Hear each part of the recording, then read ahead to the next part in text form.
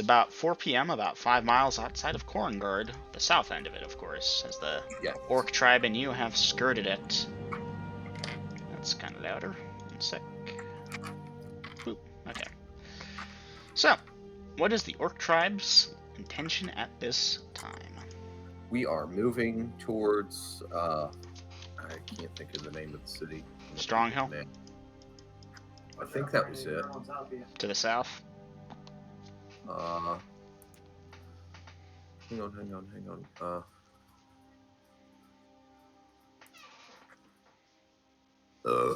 Pardon. All right. Yes, Stronghill to the south. Okay.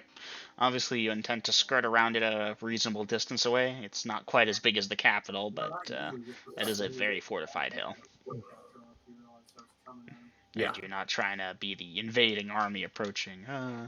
Okay, now the normal movement rate for these things... Well, actually, how fast do you want to try and lead them to? Or do you want me to just assign a thing? Well, I think we were going 2 miles an hour because we've still got a lot of people on foot. Yep. But, our weakest members are on wagons. So... Wagons on the road. And yeah, 2 miles per hour does indeed work according to my notes. Oh, that was fast. They are orcs. They are used to the grunt and toil and shit. 8, 6, 7, 5. In fact, if I don't work them hard enough, they're going to think I'm some kind of softy. Uh-huh. That would be truly awful if someone thought something decent of you. I probably cannot use this thing. That's a lot of reading. Rerolling.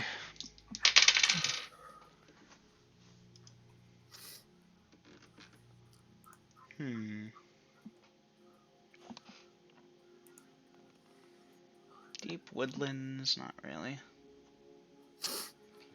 Thick woodlands. Where there's a whip, there's a way. Where there's a whip, there's a way. Gonna give it one more.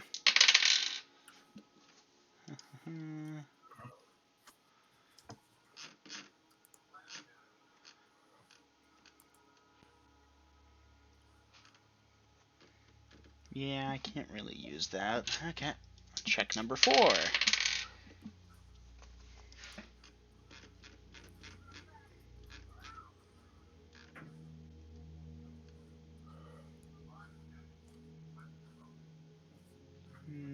Nope, and definitely not. Last check. Come on, game. Give me something I can use.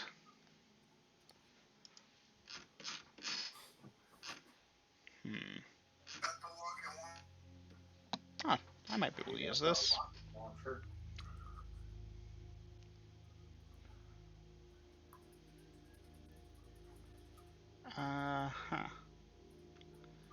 Oh, this thing.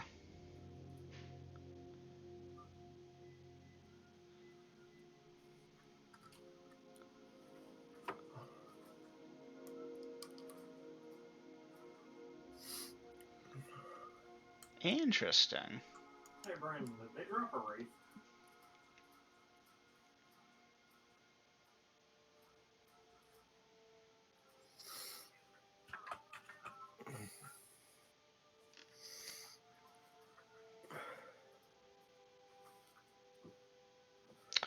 No, I can't see how these things are going to be there, so boo. Gone. Oh well. Alright, some birds fly overhead. Yay. Okay. Rest of that hour pass without encounter. 2. 3. Okay, that puts you there, out of there. You're about 4 or so miles at this point from, give me a second actually. I want to quickly copy this. Apologies. Just trying to get all my notes in order. No worries. So yeah, you are at this point about 4 or so miles from Strong Hill. Alright, in that case we will... What time of day is it? Oh, I was just about to do that. It's a couple hours before nightfall. Were you not accompanying a giant horde of orcs, you could definitely go there. But, good luck now. Okay. We will start skirting around the city. we'll be passing to the, as we're facing it, we're coming south. We will skirt it to the right. Mm-hmm. Okay. Shortest distance to pick up the next road. Yep. Staying out of farmland, but trying to stay in clear lands. Yeah. And we will continue till nightfall. All right. That time passes. Night falls. Y'all are over there now. Obviously, going's a bit slower over the rougher lands, but not too bad, all things considered. Right. And yeah, then we will set camp for the night. Mm-hmm. Oh, that's right. I was doing reduced checks. What the hell am I doing checking every hour? Silly me. Yeah, I just saw a brute blows himself up and I got the points for it. Yeah. Alright, now the party continues their usual watch schedule as much as possible, I assume, but what is the party's watch schedule anyways? I do not have a weapon. Cassie, John, Mead. That's right, I completely forgot about the existence of Cassie and John. Yep. So many parts to keep track of. Alright, well, the night passes without encounter. Day 2, 43. Morning comes, light shines upon Denalia. Standard morning routine? Yep, breakfast. Feed the horses, get them in their harnesses, and get the tribe moving again. Alright, well, the tribe gets moving, and y'all travel for a few more hours until you've hit the road again. You're about 3, maybe 4 miles outside of Strong Hill by the road to the west of it. I assume nothing at this point, because I want the party to tell me what they're doing. Okay, this is... Don't worry about it. We still got 9 lives. For what it's worth, if you were to go to the S and dry safe and just shoot due south, you'd be pretty close to the keep. It's just a lot of desert to cover. Yeah, I was thinking about that, but I think we're going to make better time on the road, so it's worth the extra distance.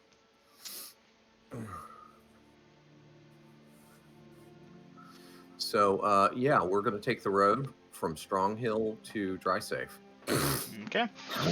1 second then, because I calculated that miles just to be sure. That's normally that many, but you're that many there, means it's that many miles. And you're traveling at 2 miles per hour to the best of your ability. Huh. I need to check that. 1 moment, please.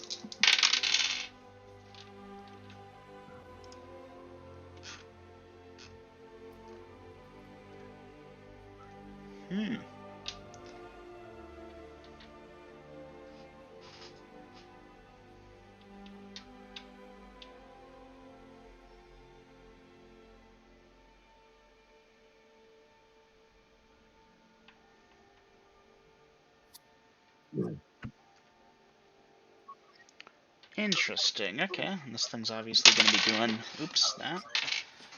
Ecroromede, give me a perception check. Oh, shit. I rolled a 7. Yep. Nope. You're scanning the road ahead, nothing. Okay. And by the way, Dungeon Master, at some point I would like to check to see if we've got anything following us. Okay, at what point would you like to do that? About 2 hours after we're moving on the road again. Okay. Because that would give us 4 miles, or actually more like 8 miles between us and Strong Hill. And, if they're hanging real far back, I may or may not be able to spot them with the spyglass. Alright. Well, you'll do that. Basically, step off to the side, maybe have Jazeel circle it while the wagons stay in front, or however you plan to do it. And to the best of your knowledge, no. But yeah, I would circle the tribe and kind of make sure everything is going okay. You've got some stragglers here and there. But they are keeping up. For the most part. They're orcs, they're used to working at night, but they're also used to some hard labor. I mean, if you want the general feel of the camp, though, it's a lot of travel for them, and they're starting to reach points where the grasslands are giving way to more dry areas, as you all are still approaching what is currently a desert. Right. So morale is starting to take a slight dip. Okay. And as you go back to the front, about 40 minutes later, there's a creature that I'm still trying to determine if it's dumb / powerful enough to want to pick off one of the stragglers. Like you can dodge those when you're that close. So yeah, once in a while, every couple of hours, Okay, yeah, I'd it's gonna do that. like to add in that I circle the horde and check on them. All right.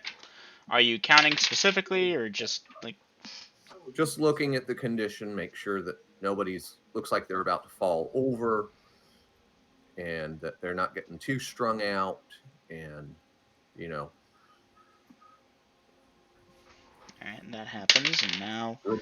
Not only that, but it reminds them that I'm there. I'm not a fiction. God damn it! I thought we dealt with this ghost. A fiction of somebody's imagination. All right, so you make your circle, you're good, and you're up in front, and there is some kind of commotion going on in the back of the procession. Okay, ride back there and investigate. All right, it takes you about a minute or so. Just, ride, circle, that kind of deal. It's a procession of over 400 orcs or thereabouts. It's gotta take some. Yeah. Alright, so something happened towards the back. Some of the members appear to have fallen over or something. As you get closer, you see a creature that's grabbed one of your orcs. It looks like a cheetah with 6 snake heads, and it's dragging the thing away. The others around it were sleeping, it looks like. Hell no, magic other missile orcs. Yeah, other orcs have spotted it and are going for weapons and shit. So, initiative, please, compared to the orcs' initiative. I have a 1. Shit. Yep, alright. The orcs do have initiative on you. They, be about 5 of them, I'm going to say, back there with loaded crossbows. So, aim, load, and wow. Alright, they miss. The group misses. Okay, at this point, you're casting your magic missile. This creature does notice you. What's option at this time? Hellhorse, run. Alright, it drops the orc that it was trying to drag away silently. It sleeped them from behind and tried to drag one, but, the bodies hit the ground, and the people who weren't slept were like, what? And turn around, and, oh, shit! And that's when the commotion started. Anyways, so, you're casting, this thing drops the thing and turns to run, and you have a chance to magic missile. Dice damage. 2, 5, 7, 10, 11, 16 hit points of damage. Oh, boy. Well, that hurts the damn thing. It's yowling and running. Jaziel, run it down, and I'll dismount. Okay, you dismount. Jaziel begins to run the thing down. Does it have a thing on that? And if he can overtake it before it gets out of range. Oh, well, that makes sense. Tentacles on a cat thing? Didn't we fight one of these before? Yeah, you've seen one, although you hadn't fought it. Snakeheads, the Commodon. Alright, so the Commodon, for what it's worth, does run into some tall grass and so forth to try and escape Jaziel. Jaziel, of course, tears on after it. He's got some pretty good sensory things. He's entitled to a perception check. He spots the damn thing. It continues to try and run. It's faster than his usual run speed when he's encumbered, but he can fly. So, he's able to run it down and goes for an attack, and... Alright, that's going to be a hit. Jaziel doing damage. Jaziel starts his 2 die forward, then he goes to his thing. Alright, pretty close to dead at this point. The creature is either going to attack or continue to try and disengage. And how far away are they? At this point, they're over by tall grass. What is your intent? Are you going to try and drop a fireball on them, or seeing if you're still in range of magic missile? I'm checking to see if they're still in range of magic missile. Alright, what's your range for magic missile? It's 1/10 yards per level, isn't it? It's 60 yards plus 1 per level, so 150 yards. For the moment, yes. It's not yet the new round, really, though. Okay. Well, if they're still fighting when the new round comes... Yep, it's still running. It tries to evade. Its armor class is not that much better. Jaziel, continuing to attack. So yeah, this thing's darting around. It's going to be hard to lock on because you're not really able to see it at this point. It's hiding in tall grass as best it can. And, you can see Jaziel flying around over it and going at it, and occasional whiffs of, a bite or something as these two things fight. But, yeah. Alright, then I'm moving closer. Alright, you plan on moving closer. The caravan continues to move forward. Jazeel, let's see how you do, buddy. Yep, that's another hit. Let's give him that 2 die 4 plus 2.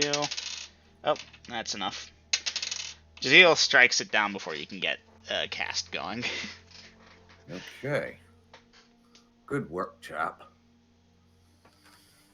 Let's see, this size is large. It looks about the thing of that. Jazeel could probably drag it over. Mama's calling me. Excuse Alright. me, Double. Yep, I'll check for further encounters. Hey, I got a monster I could use. I was wondering when you were gonna figure out these things.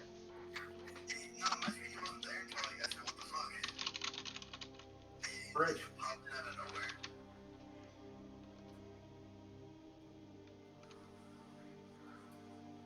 Alright, Brandon, do me a favor. Stay right there for a second. I'll just quickly crunch that number using this. 240 plus 300, that's 440. I'm gonna make it 240.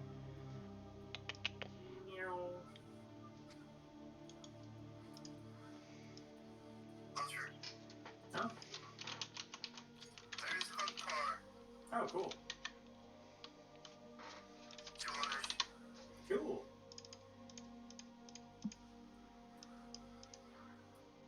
Oh, but that's just my bad. Ooh, that was slim.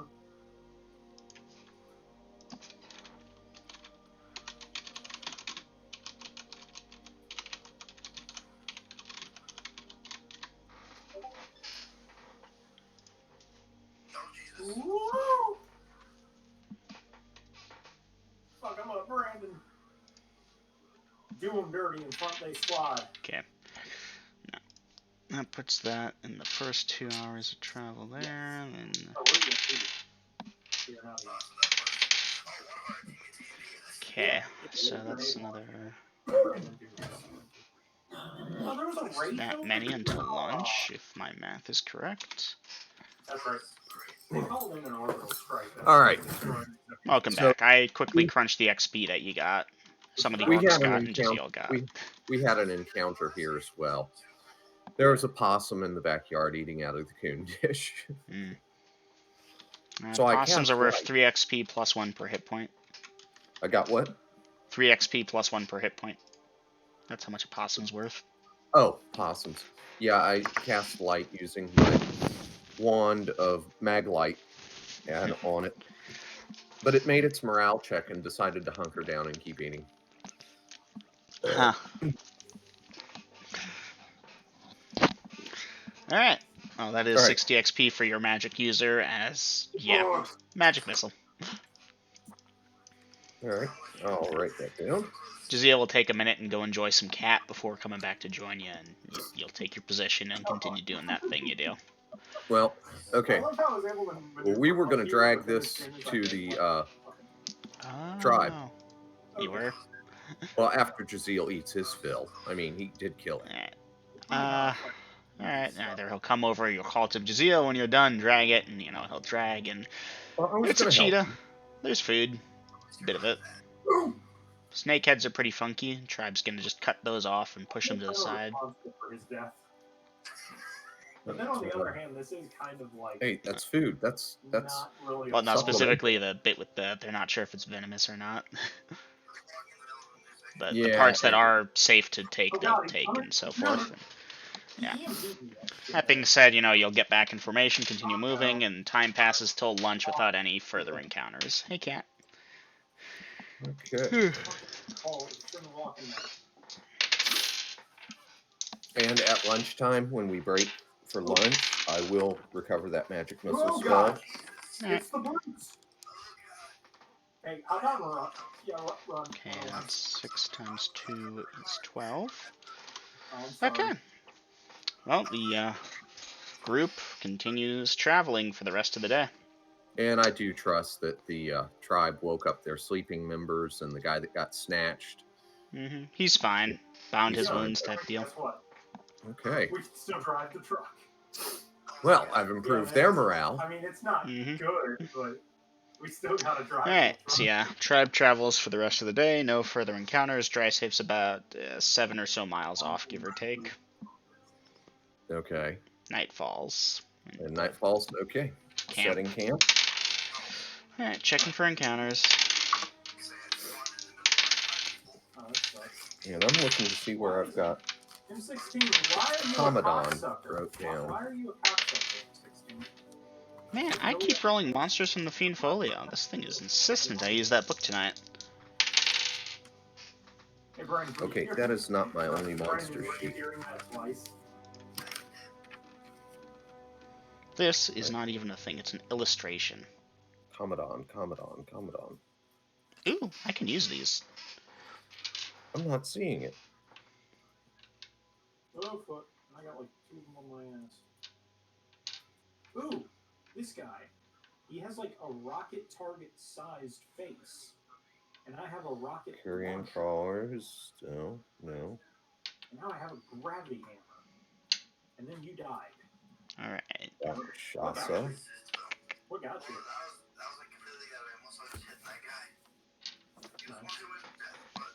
Okay.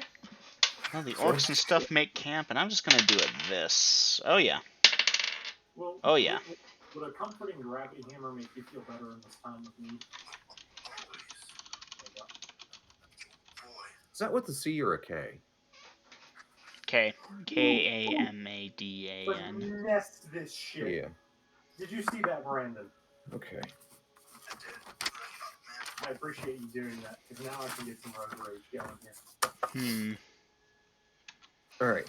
So we have. Would you like me to be an absolute dick, but it will result in a lot of XP, or should I be nice with less XP? That's got to be your call, man. Yeah, you're the player though. It's you who's gonna be affected. I've been vague enough. You're not sure what it's gonna be.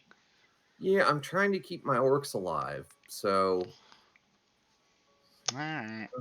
All right. 1 through 3, be a dick. I am 4 through 6. You're leaving up to 50-50 probability, huh? Okay, I got that one. That 1 through 3. So yeah, go ahead, be a dick. Wait, really? Yeah.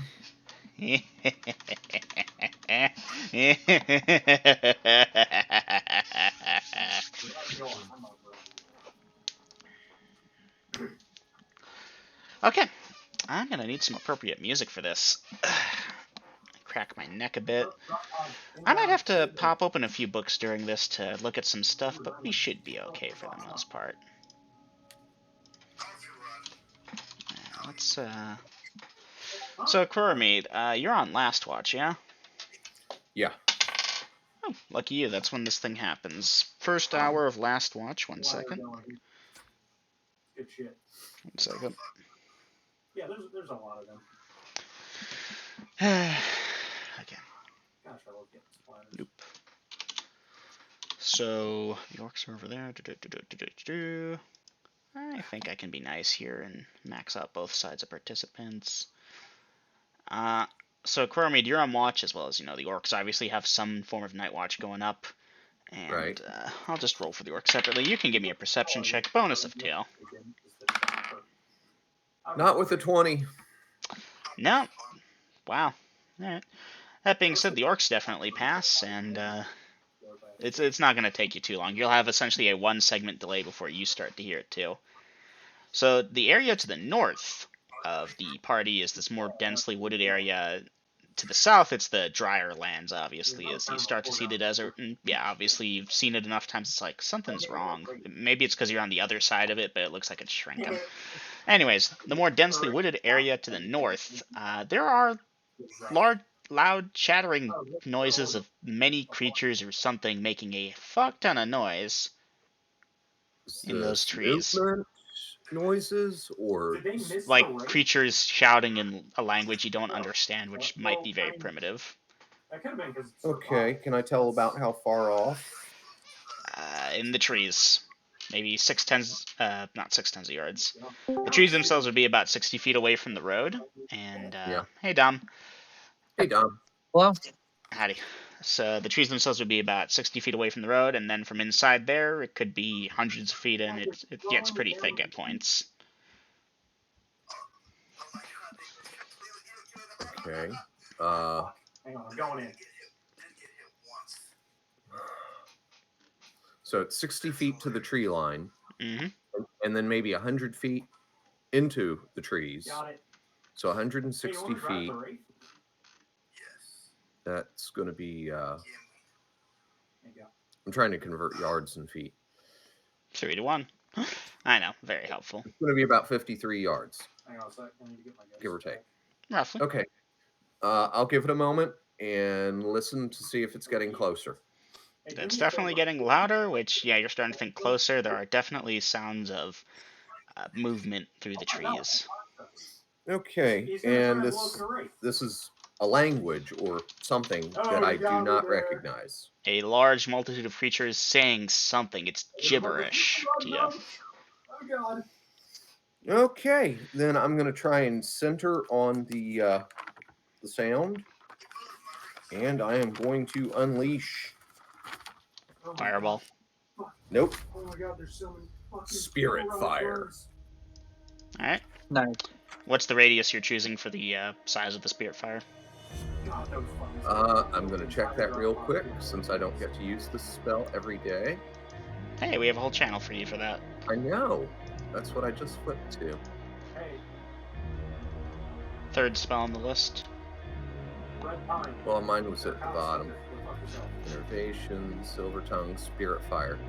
Gonna go for the full 60-foot diameter, and since I'm going maximum range, that should bullseye. Yeah. Yeah, that should be right at the edge of the tree. Okay. Alright, you probably won't need to, was it, a d4 for every... Yeah, no, you don't need to bother dicing damage if you don't want. These things are one-hit die creatures. Okay. That being said, you begin casting. Spirit Fire takes 5 segments to cast, that's 30 seconds.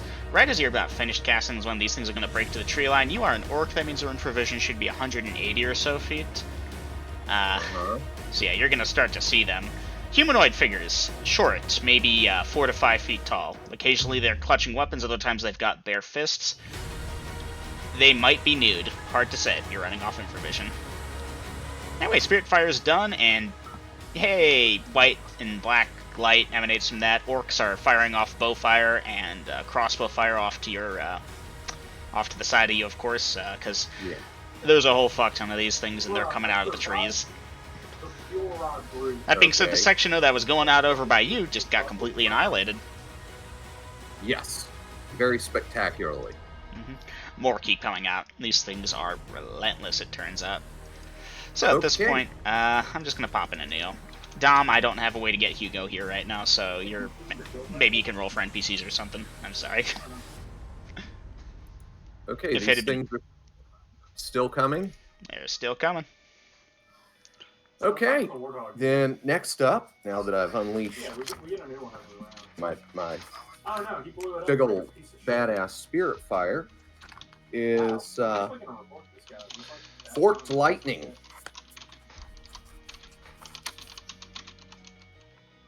And I'm going to start the stroke of the bolt, like, how close are these things? Are they coming close to melee?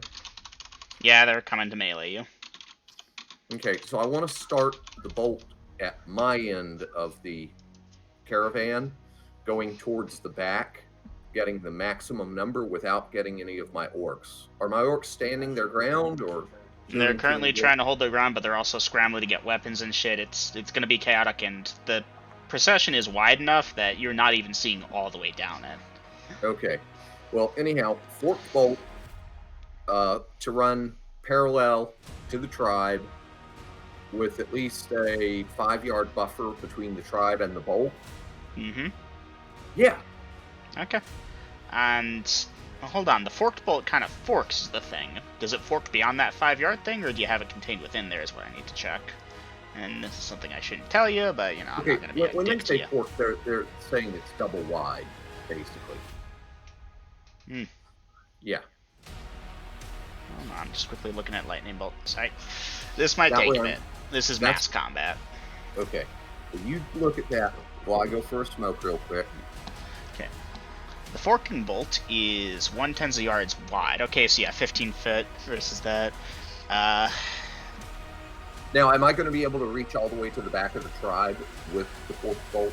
Well, the bolt itself being 4/10 of yards long, that's 220 or so feet. You have that many orcs Reasonably, yeah, that should cover most of it. Okay, good. All right, I'm going to get a couple of drags real quick. I'll be right back while you crunch. Mm-hmm.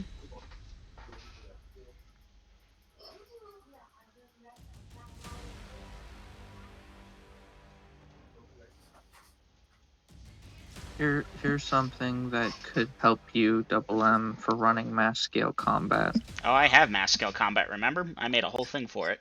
Oh, he's in the Speaking of base. which. How did he get to the base? Oh, there he is.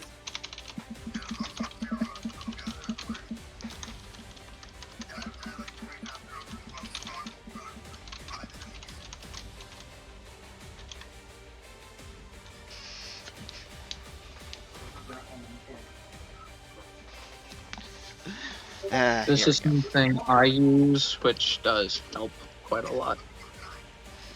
Just in case. Attackers needed for 1 to hit. Oh.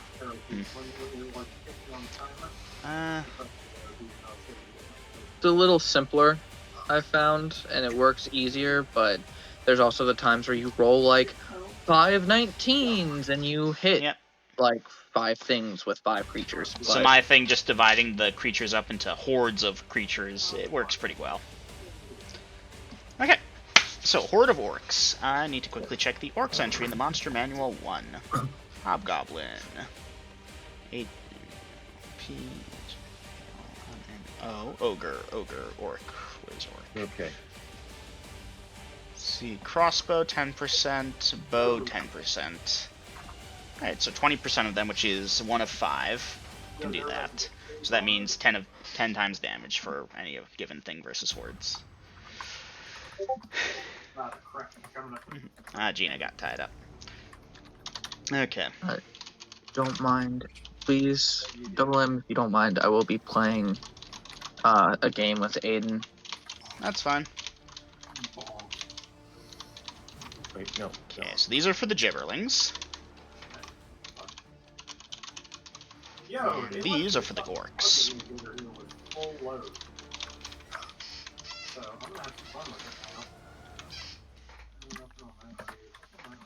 And yeah, I'm giving it to you, Ecroromede. These are Gibberlings. They have a couple annoying traits, which is why I didn't want to be too mean, but the dice called for mean. For one thing, and this is just going to become apparent, so they don't check morale. When they think their territory's been encroached on, they fight until they are all destroyed or their enemy is, so these things are going to keep coming until you kill them. Okay. They're bullshit like that. Forked Lightning, parallel with the tribe, 10-foot buffer between the bolt and the tribe. Now, I assume that you being a clever magic user, you intend that that should be the end point of the bolt, like the widest point. There should still be another 10 feet after that. There should be 10 feet between the edge of my lightning bolt and my tribe. The edge, not the center. This way you don't bolt your tribe, which is what you're trying to avoid doing. And that's why I'm being specific here. Okay, Gibberlings have a move rate of that. They're breaking from the cheese just now. Lightning Bolt takes 3 segments to cast. That's 18 seconds. These things can move that many tens of yards in a round. They need to move 2 tens of yards to get in range. Let's see. So the round being 10 segments means that they move that much per segment, which means that during 3 segments of travel time... Well, first I need an initiative roll, actually. Okay. Wow. Roll something that isn't a 1. That's what both other sides got. Not that I the got a orcs are 2. against it. 2. Okay, that's it. not great. Okay, they're not all going to be coming in a single continuous wave, but there's going to be a good bit of them that just get in with the tribe before you can get that thing off. You're not going to get every single one of them. Although, if they were all lined up, you totally could with that range. Just... It's amazing. I actually crunched the numbers. With a fireball, if you have a group of like 100 orcs that are in a 5x5 square, each of them 10 by 10 of that, which is 50 feet by 50 feet, fireball easily encompasses that. You can kill 100 orcs. If they're in that grid formation, which most of the time they wouldn't be. Anyways, really quick, Gibberlings AC that, Orcs AC that. Okay. Okay, Missile Fire goes first. We have Orcs with crossbows. Orcs! Dom, you're playing a game, you said, so Grills, you want to fight for your Orcs? I will. I mean, I can still roll, it's just... Okay, how many crossbows am I shooting? For now, there are 3 hordes of them, so just 3 d20s. And we'll randomly determine what targets they go for. 5, 5, 5. Okay, they're all going for the same group by luck of dice. Okay, All right, 10, 12, 10, and 12, 13. Monster attack matrices. Orcs are 1-hit die creatures. For them to hit armor class 10, they need a 9. That's a hit on all 3 counts. Please roll 3 iterations of a d6. Yeah. 1, 2, and 4. 1, 2, and 4. Okay. 1 plus 2 plus 4. That's 6, 7. 70 points of damage to the Horde. 50 with 8. 5 times 8, 40. What is that? 60, 40. Yeah, your orcs... Oh, hold on. I gotta consider max damage, because that's only... 1 of 5 for a group of that means 10 of them. 30 of them versus Horde of 50. Alright, so Horde 5, which is E, is down to 20 members of that. Okay. And that's a bunch of orcs taking their shots with bows or crossbows. Alright, done. Moving onwards, the other orcs are, of course, drawing swords and such. The gibberlings don't have ranged attacks, they're just moving in to attack. Ecroromede, you're casting. You've got your NPC allies by you, guarding you, because these things are going to come by you, and we'll handle that separately, but you're probably about to fry those. Because you spirit fired, the back line has to move up, which means those that are coming towards you will be hit by the lightning bolt. Yippers. Okay. I cannot believe I survived that. Okay, these things are pretty small. They have pretty short weapons, so weapon reach is done, missile fire is done. Initiative for these things was discounted, that's right. Simultaneous strikes anyways, but yeah. The first line of gibberlings are going to crash into the first line of orcs. Orcs have spears on occasion, so there should be like a reach thing there, but regardless. 3 sets of orcs. Please roll 3 attacks versus the gibberlings. 8. 7. Come on. 4. Crap. Miss, miss, and miss, I am sorry. In the chaos of combat, y'all are... Like, everything here has infravision, basically. Yeah. That being said, orcs, you're taken by surprise, whatever it is. You're swinging, and the gibberlings are dodging, ducking. You're trying not to hit your own comrades. The women and children are being evacuated by some of the weaker menfolk before they engage themselves. Miss, all around. Okay, gibberlings. Horde A attacks. They need what to hit these orcs? They attack as that thing. Orcs are armor class there, if I recall correctly, which means they need a that. That is a hit, gibberlings. Gibberlings, how much damage do you do per attack? Gibberlings do 1 to 8? Yeah, Huh. I said back before, there's no vehicle. That's impressive, actually. How much do orcs do? 1 to 8 or by weapon. Okay, I guess that makes sense. Oh wait, orcs are actually 1 step better. That being said, it still hits, but yeah. Okay, let me roll it.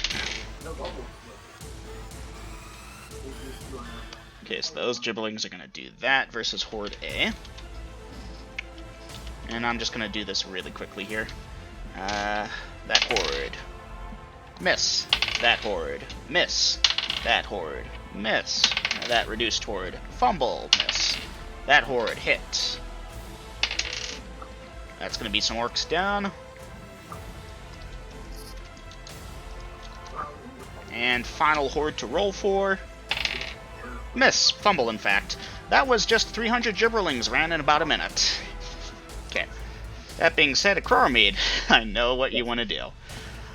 That being said, it's a D6 per level. Your 10th level. These are 1-hit die creatures. You can dice the damage if it makes you feel better.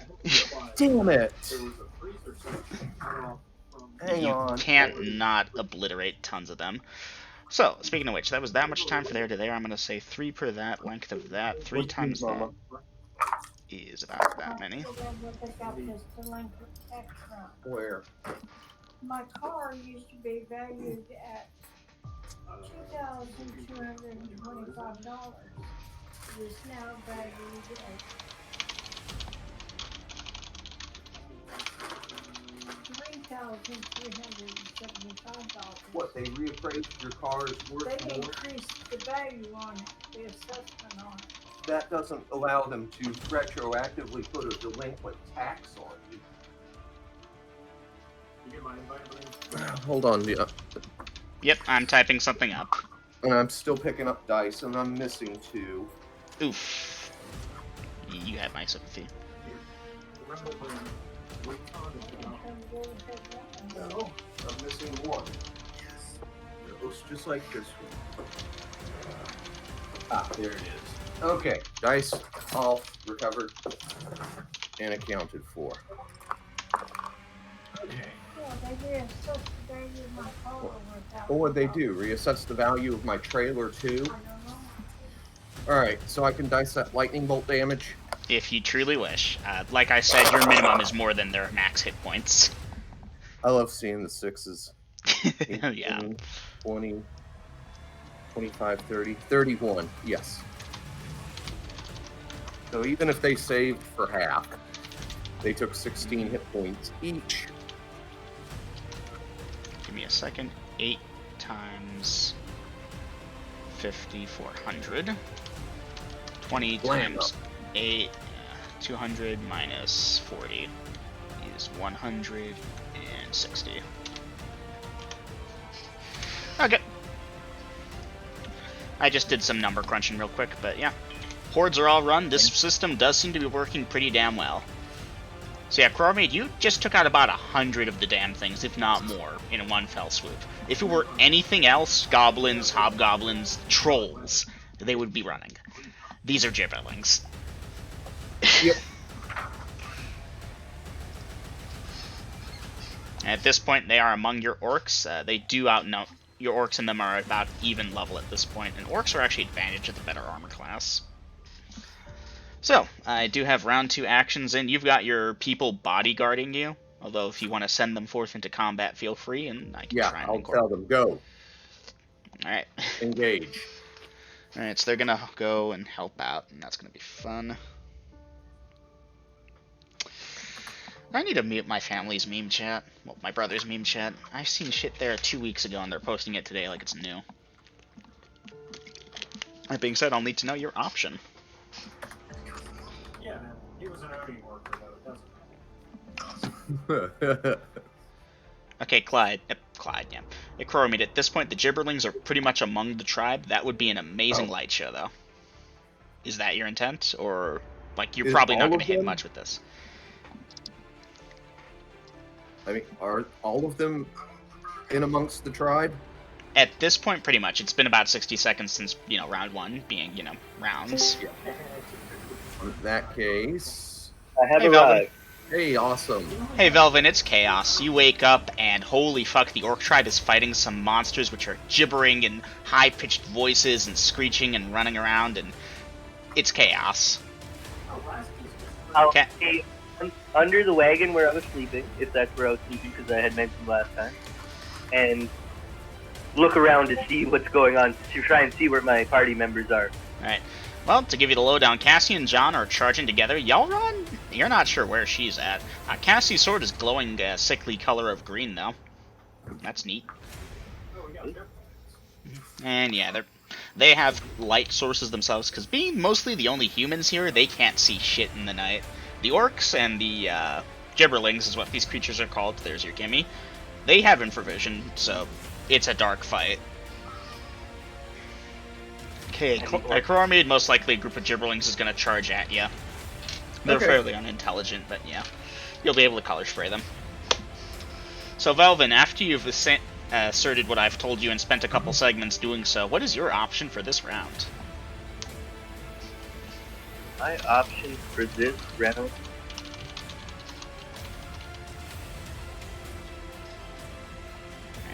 Is there do I see a safe area from outside the cart where I could potentially stand, start arching? I mean, you could go on top of the wagon, you'd probably be okay.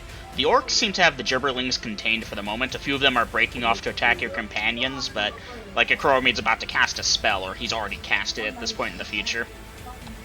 I like the idea. Yeah. Top of the wagon. I'll spend my time getting on top of the wagon. Alright, you can still get a single bow shot off at the end of the round. Alright, that being said, party, give me initiative. Orcs have a 1, these have a 1. Jesus, initiative is so pointless. So, Ecroromede, Okay, this is your initiative, really. That's it. Well, I'm not the one in the greatest danger. So, Gina, you wanted the honors? Sure. All right. Right? Huh? Die 6, right? Yes. Mm-hmm. I got a 6. Yeah, 6. Okay, Ecroromede, you have a 6 for your initiative. So, let's just handle you really quickly. Most of this should just go on in the background. This is just a quick way of resolving background stuff. Alright, Ecroromede, horde of gibberlings, yay! 5 of them charge at you. You begin to cast Color Spray. Color Spray, if I remember correctly, affects based on hit dice, and if I recall correctly, it should be able to hit 5 one-hit die creatures just fine. I can get 10 one-hit die creatures. Oh, that's right. It is based off your level, isn't it? Uh-huh. So, that being said, with the range of it and all, I mean, you're trying to avoid hitting your orcs, I assume? All Nope. damage is on. Oh, okay. In that case, Nope. give me a second to determine how many of the next things will be orcs. And It's how just many... going to knock them unconscious. Alright. Well, you begin casting that, and yeah, throw it in an arc, and that is... Yeah, they don't have a saving throw. They're one-hit die creatures. So yeah, a bunch of stuff falls, by which I mean 10 things fall. 9 gibberlings, 1 orc. You got lucky. Okay, I'll wake the orc up. Alright, that's you for the round, basically. Yeah, Okay. that's it. That being said, on to the hordes. Who wants to roll for the orc horde? I shall. Alright, there are 3 of them, actually, so we've got a couple people So here that can. 3 die 20. Yep, 3 die 20. Each horde is attacking and being attacked respectively. 7. Nope. A 5. Damn. And a 12. Okay, that hits dice damage, d8. 2. 2. Alright. And that will be targeted against... Ayo! Oh, orc horde. Let's see. Horde E of the Gibberlings is destroyed. It's 3v3 now. Being said... Fumble. Miss. Miss. Okay, that's the horde's done. Imagine doing this with the cystic. That would have been so much cleaner. Oh, Velvin. That's right, Velvin. You can take a Velvin's bow bow shot. Velvin has left the building. Uh-huh. Velvin draws forth his bow, notches an arrow, breathes, draws, and rolled a hit. That's a thing. It's here.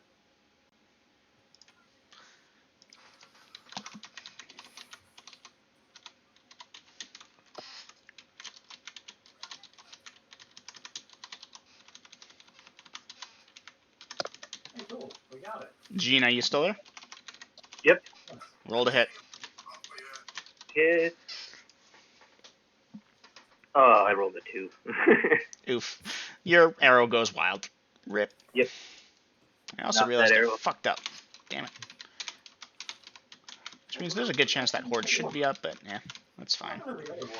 Okay, so at this point it is that new round. I will need action / initiative, and yeah.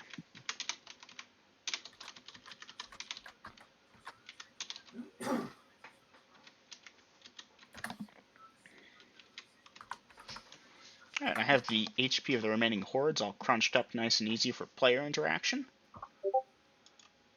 Is this thing just not going anymore?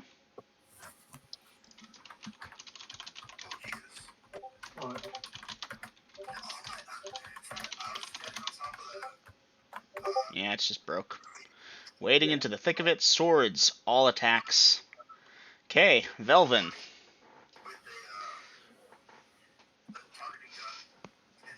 Bow attack. Duly noted. Okay, party members, you all can go for that initiative. Okay, I got it this time. Oh my god. With the big 2. Shit. Yeah, okay. Really, the hordes against themselves don't get initiative. So combat is assumed simultaneous, but when players are involved, it gets interesting. Okay, Anywho. Dungeon Master. Are these things less than a full hit die? Yeah, they're full hit die. Oh, that's right. That was A hit die -1 like a goblin, and I know what you would have wanted. So that being said, you are a multi-attacker. You'll get first strike on them, but you got travel time to wade into it. That's right, Cassie and John are doing stuff too. I'm just going to quickly handle them. Cassie miss. John miss. Cassie, that hits. Cassie d6 versus one of them. Oh, what do you know? Cassie's bonuses definitely kill that one. Yay! Let me mark off 8 whole hit points from this 400 hit point horde. That is 392. Yay! Every bit counts. Okay. That's right, John has a second attack too. That's a mess. Rip. Okay, now we're back into round 3. Clyde, Ecroromede, drawing forth all swords, wading into the thick of it. We'll handle that in a second. Velvin, you got bowfire. You may roll to hit.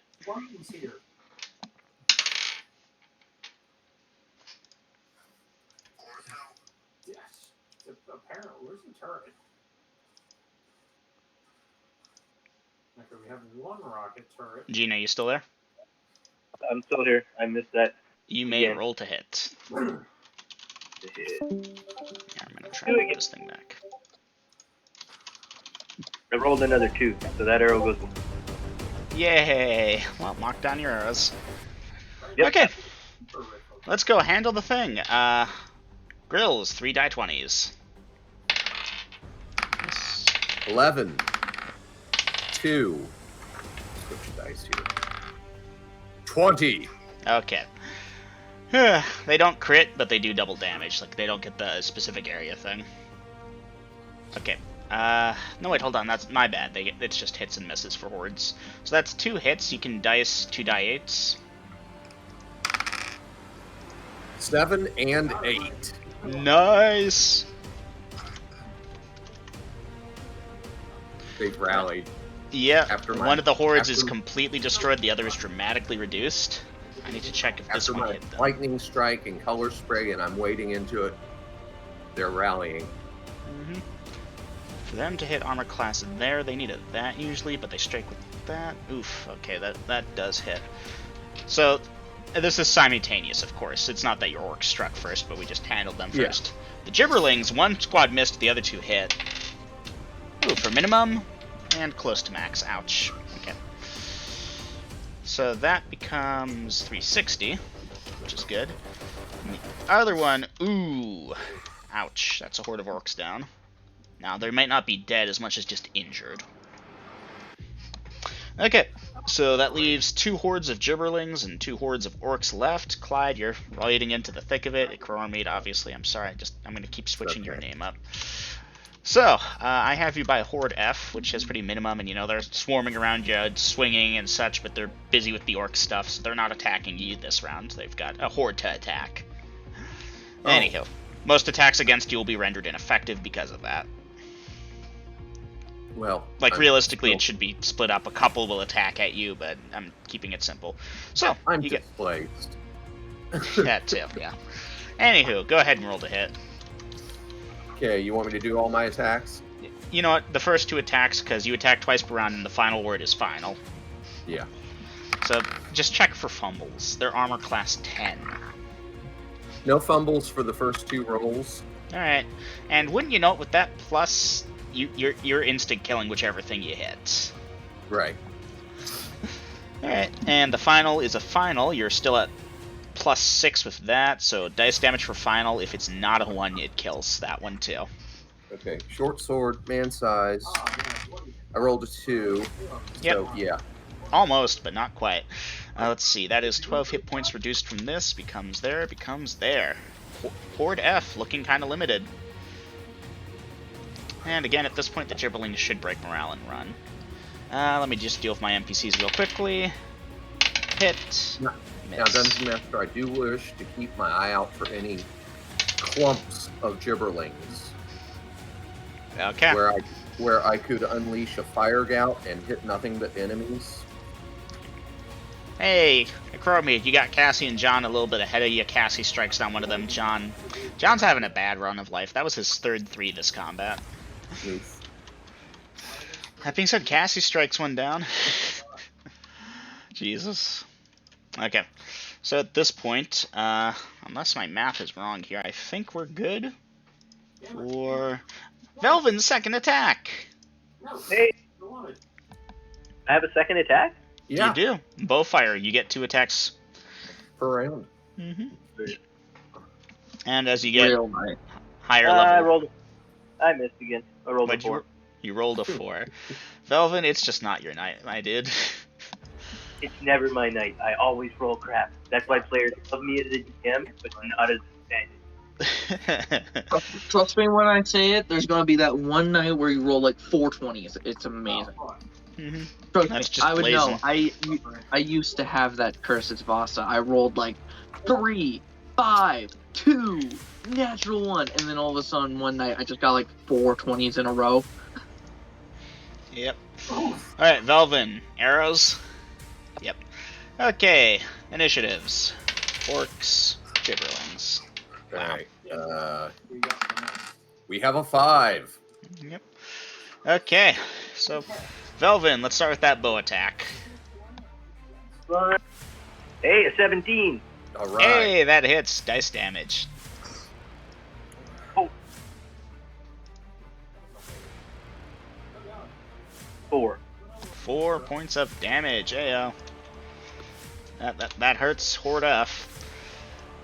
Alright, speaking of Horde F, yeah, Ecroromede, the remainders of it are trying to attack you this round. D is facing off against A and B. And, okay, let's just deal with D, A, B real quick. Ecroromede, roll for your 2 orcs that are still up. No, orc tribes. 3. Let me switch to the other die for that. And a 20. Okay, that will hit. You may dice 1 die 8. Ouch.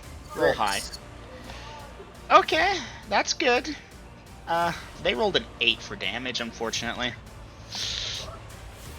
There's a lot of hacking and screaming and bloody murder. Okay. That being done, Horde F is actually going for you, Ecroromede, and by Horde F, I mean about all 4 of them that are left. Okay. You're displaced, so miss, miss, miss, miss. Actually, that might hit. Well, let me give it a that chance that will even... Oh, actually, yeah, no, that one caught on. Can it actually catch on? 1 sec. What's its intelligence? Low. Okay, so it should be able to catch on. Oh, hey, that thing should have hit it, but it didn't, so it's funky, really. These things shouldn't be that smart, but I'm gonna let it happen. Just mark off your stone skin. Okay. Clank. Clank. And that being said, you can return fire. Critical hit. Dice percentage. And a fumble. Wow. Huh. Talk about the spectrum. Okay, the critical hit was for triple damage. So It's dead. and- It's super dead. and the fumble was a 33. Miss off bounce, penalty of 4. Actually, I need to check that. Crit tables. 34, you said? 33. 33. That's 100. That's 150 XP either Yep. way. Miss off balance, penalty of 6 to AC. No dex bonus to AC, forfeit next attack. That being said, it's a final word. You're not swinging it, it's stabbing itself.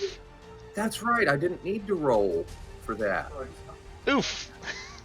Tell you what, you can keep the 100 XP, but you gotta keep the fumble with it. No. I'll let the XP go. Classic I'd much players. rather do the damage.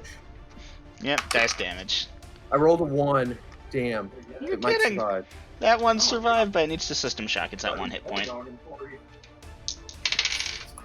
Wait, hold He's on. That's a still plus 3 sword, isn't it? Yes, it is. Fuck me. You don't need to care about that. You're doing 9 minimum, 10 minimum damage. Forget that. These Yeah. things have 8 hit points. That thing's dead. Right. 1 gibberling horde remains, the remnants of it. Horde A is down. Horde C is down. Horde B is still at about 75% strength, though. I think this Okay. is Velvin's second bow attack. Yes, sir. Alright, roll it. I got an 18 this time. That hits. Dice damage. 5. 5. Alright, nice and easy math for me to do there. Now it is round 5. Now let me just quickly do Cassie John. I'm sorry. I keep forgetting my NPCs. Well, shout out to John. He hit. Yeah, all of them hit. Just real quick. Cassie, kill. Yeah, she has enough minimum damage to put them all down. John. Yes, and... Yes, okay, so each of them maxes out against their opponents and takes them down. So that is 8 times 4 is 32. Bow attack, final. Alright, initiative please, party. We get a 3. 3. You get okay. to roll it next time, Gina. So the gibberling orc fight will occur before y'all can make effective attacks, basically. Alright, that being said, gibberlings are rolling to hit you, orcs. Roll to hit, 1d20. 16 That hits, dice damage. and a 10. Nah, you don't have a second orc horde at this point, it's just the Oh. one. 7. Alright, that's going to destroy the rest of them. And there's this limited of them, they can't make that much effective damage versus you. That being said, they did still hit, so your hit points will be reduced thusly to there. That being said, between the orcs and the party, the remaining of the gibberlings will be destroyed. Okay. Hey, Brian, you want to join me on the golf pod? So the gibberlings are destroyed. Yes. Well, 9 of them get up and run away. I'm joking.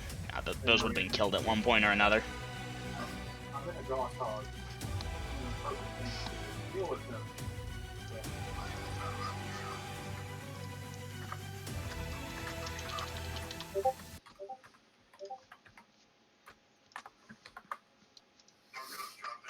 Yeah, I'm trying to wait first. Oh, yeah.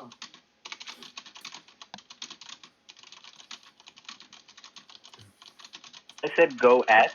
I meant to. Damn,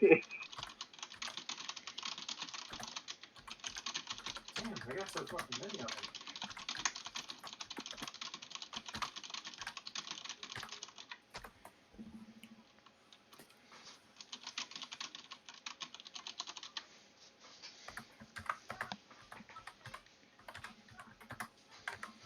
So yeah, that just happened. No.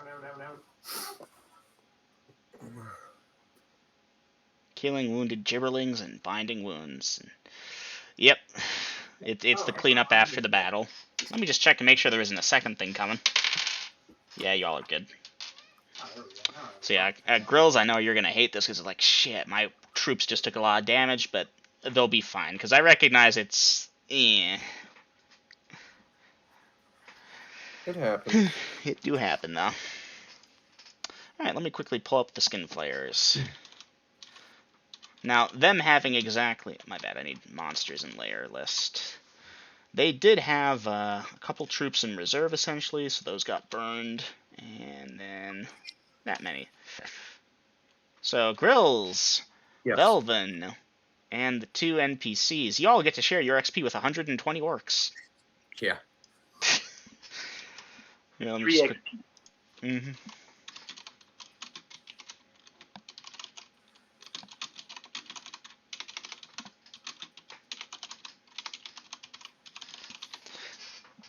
I mean, it won't be big numbers, but it will be numbers.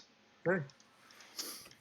Now, this fight was more important than that because the tribe got to witness my magic in mass.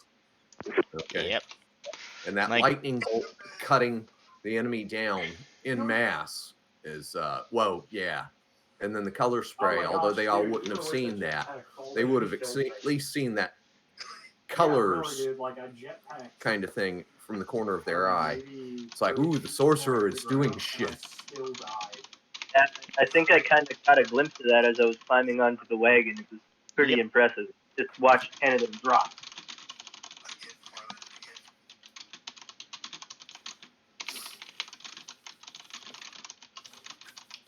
And then, without armor, I draw 2 swords and wade into the thick of it, slicing with abandon. So yeah, plenty of the orcs took damage, but orcs are pretty tough, hardy people. Even the ones that are quote-unquote reduced to 0, you bind their wounds, they get back up. And the gibberlings, they're going for living targets over seemingly dead targets. So yeah, if anyone has any quick roleplay or something, I need just like 60 seconds with my phone to quickly do a thing. And we should be good to continue. Okay, so yeah, once we start in moving bodies away, I will grab bodies, like by the neck or by a leg or whatever, and hurl it. Because these things aren't that big, and I am that strong where I can just grab by the leg, swing, and throw. And yeah. What's your strength? Oh yeah, 1800, right? Actually, he looks to be pretty strong, but nowhere near exceptional. Ecroromede's got like some muscle tone and definition, but like Cassie, she's a buff woman, she's got that. Some of the orcs even look stronger than him, maybe a little bit. That being said, he's the one who can pick up these things 2 at a time, 1 in each hand, and toss them. Most of the orcs can't seem to do that. It's unnatural. Don't fuck with the sorcerer. Hey, Brian, you hear me? Hey, I'm gonna go for a couple of drags real quick. I figured you'd appreciate that. Alright, let's go get some of this going. Yeah, I'll roleplay a little, even though girls isn't here. I basically tell Mead that Thank you, these Brandon. dangerous areas, we can't get a night's rest. No? Shit. Hang on. Let me try I didn't quite catch that. That these are some dangerous areas we're traveling in because we can't seem to get a full night's rest. Well, you'll have to see how he responds to that when he comes back. But yeah, I'm gonna quickly check for any more encounters. The rest of the night passes without encounters. Moving it over to 44 at that time there. That many miles from there is no longer applicable. Oh, yeah. They eat breakfast, nothing. Guys, I begin to travel. Nothing. That's double odd. Nice. That is just wide enough for the mainland to get through. So yeah, that was the first real use in session of the Horde system for managing huge scale combat, or large scale combat. I think it went okay. All right. Hey girls, welcome back. Thank you. All right. Of the ones that we lost, make sure they're truly dead before giving up on them. Alright. So you're like stabbing them in the head and stuff to make sure they're really No. dead? No, if they're check them to see if they're still alive, even if they're in bad shape. Orcs, have that famous bedside manner, but yeah, from what you can tell, this tribe is actually pretty decent at, okay, if it's alive, keep them alive, but if they're dead, just, yeah. Yeah, if they're dead, then. Oh, Brandon, did you see that new episode of Forgotten Alright. Okay. Once that's done, is the party going back to bed? Rifles are real now. This happened on my watch, right? Yeah, it's like an hour or two until sunrise. Okay. I don't know. Huh. Well, with the exception of John and Cassie, we've all got infravision. Yes. And boy, the tribe is awake now, although some of them are not going to be able to move at normal speeds. The wagons are definitely going to be filled with pretty much just the wounded at this point. Just the wounded. Okay. Tell them to go ahead and eat and rest up. Get the worst wounded on the wagons. The ones that can't walk good. And let them know that, hey, we've got this mountain of dead things. Carrion eaters will be coming. So we're going to want to put a little bit of time between us, a little bit of distance between us and this killing field. So they're going to have, time to eat and rest, and then I think we'll get an hour or two of travel in while it's still dark and cool. And yeah. Cassie and John are going to be using... so John will ask... No, actually, would he? Let me give him an intel check. Yeah, John will ask if you want him to use a normal torch or the special torch that's really bright, because he knows that y'all have some things with darkness and such. And yeah, probably if you just go get one of those pieces of wood from the lightning bolt area, that's, because that will set shit on fire. Mm-hmm. Just go get one of those chunks of burning wood to eat by and to see by while we journey. Alright. And Cassie has her sword. It has a 15 or 10 foot radius. I forget which. It's a short sword, so she's fine. Okay. She likes that thing. Gibberlings.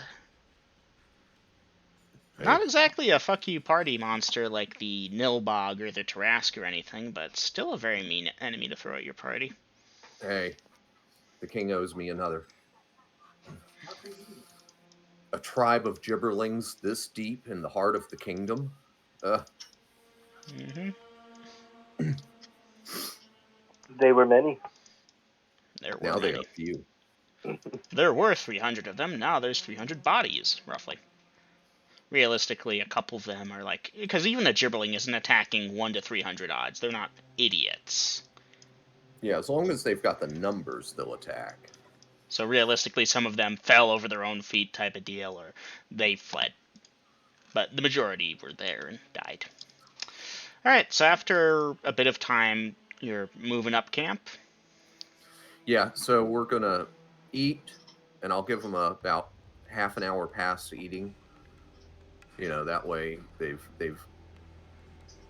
any of them with bad wounds, they've definitely managed to get that under Mhm. control and stop the bleeding. And the cleric, I know he's got a limited number of spells. The shaman, Mm-hmm. so that'll give him time maybe to crank in another 1 or 2 cure light wounds, Yeah, pretty much. and then yeah, we will get to moving, and we will travel until sunup. Okay. Well, that's only about an hour. And once sunup occurs, the sun's up, infravision adjusts. Yeah, My so they hurt. Alright, and you're actually fairly close to Dry Safe. Dry Safe is a village. It's very small. It doesn't have a wall.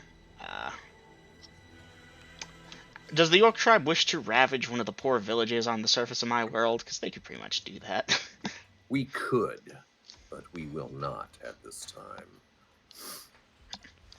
So no, with sunup, we're going to take a halt because, yeah, I know I've got wounded, and if I force march them, they're going to tear open their wounds, and shit will bleed to death.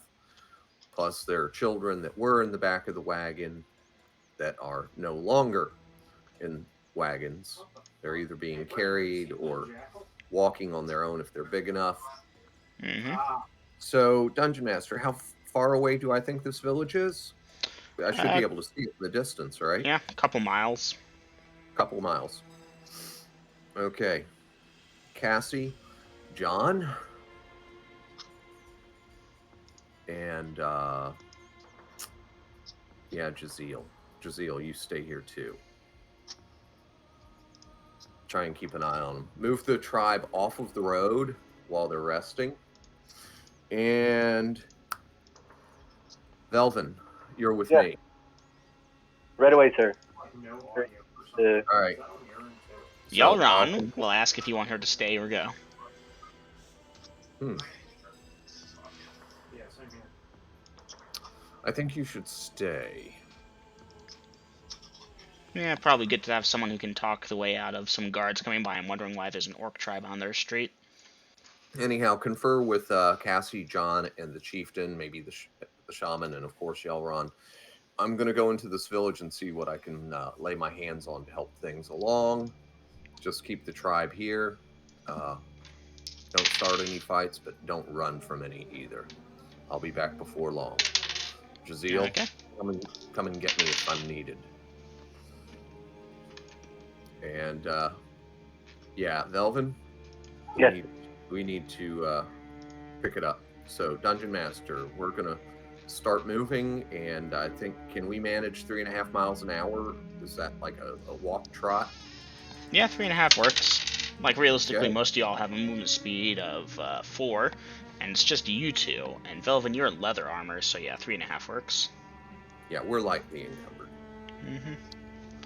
Okay, so we're gonna head to the village. One Before we second, leave please. the house, I will Hmm? restock my quiver with arrows. Alright. Yeah, I noticed you have 100 quivers, and I assume you're storing that in the 100 arrows, because I assume you're storing that on the wagon, not your person. Yeah, that would probably fill my entire backpack, eh? Say what? Yeah. Mm-hmm. Shit, dude.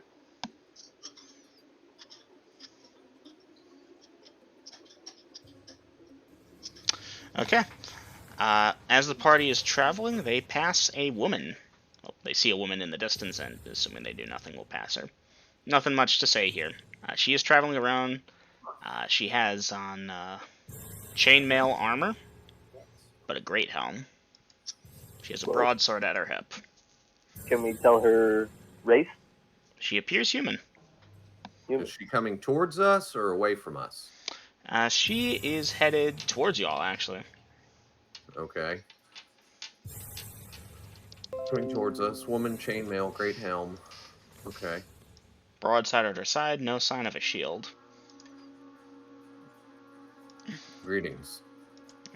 I assume No. it's as you get within hailing distance, Yeah. Greetings. Of course. She nods her head and bids you a good morning.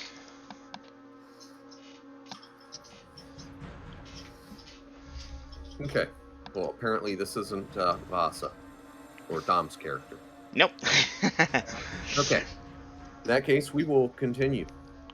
Because, yeah, if she ain't going to try something with us, she ain't going to try anything with what lays ahead. Indeed. Yeah, Okay. sorry, Dom. I just not bringing you in just yet because I have a good idea for that. Anywho, yeah, Fine. the party should make it to. Yeah, y'all make it to dry safe. I believe I've described it for Dom, but not for either of you. So if you give me a second, I can pull up a quick description of the place. It's a small village. Double M, take your time because I'm cramping up. I need to hit Yep. the can. So maybe a few minutes. Sorry, guys. Corey, dry safe. Yeah, sparse housing. It's short houses made of hardened clay bricks and such. Guards, if any, wear plain leather and shield. They don't have anything like that. It has a pretty small population, only a few hundred people. The range of the magic crystal, it's literally like, if it's a mile long, you'll be amazed. Yeah, you never told me this. Yes, I have, because the Psycho Party passed on through here some time ago. And this village has a magic crystal, right? Oh, it's It does. this city. Mm-hmm. For those that The care to city look that for it. Azuri was told to get out of the bar. Yeah, no, that was Corey. Y'all passed through dry safe looking for that thing you looked for. And yeah, Velvin, if there's a settlement here and it's not like an orc settlement or some monsters, then it has a magic crystal, otherwise they would be dead. Unless each person had their own, I guess, right? Yeah, but magic crystals start at like 100 gold pieces and go up. Most people can't afford that shit. Oh no, the sentinel got left behind. Yeah, the only real attraction here are a bunch of whorehouses, basically. That's it. Think an old western town. There were two industries that pushed the Wild West. It was the prostitutes and the railroad. They don't have a railroad. And the railroad was for bringing out prostitutes. Pretty much. So that's what they got here. That's their claim to fame. And it's not much of a claim. Hey, it made Vegas big.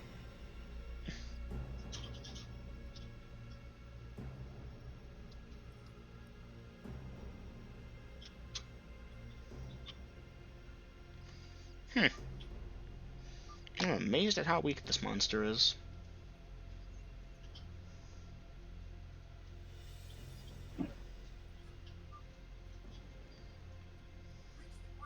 They're all weak in the faces of Ecroromede. Yeah, some of them are pretty strong. Yeah. This one specifically, it's just kind of... Wow, really? Yeah, I find undead ridiculous. Some of the undead, some of their abilities. Mm-hmm.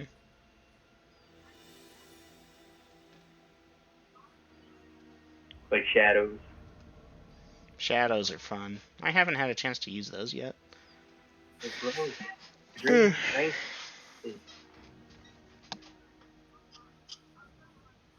And does it still work in first edition like it does in later editions?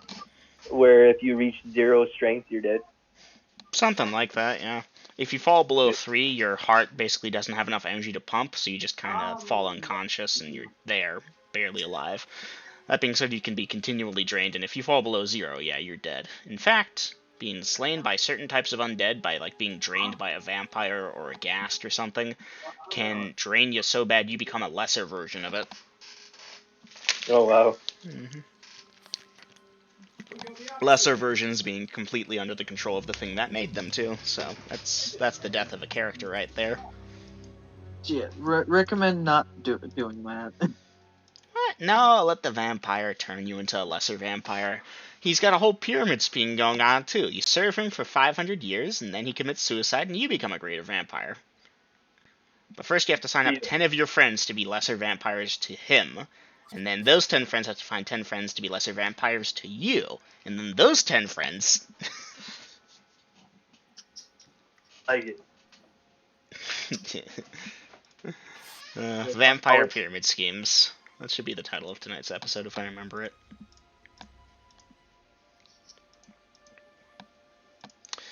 Okay, party is over there currently, headed into dry safe. They're going to be sorely disappointed by what they find, but Grills is still not back. Advancing Cool. time to about there.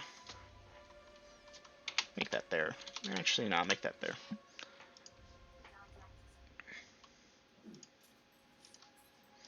Okay, now I had 6 of 8. I had 0 of 8, and I had negative 2 of 8.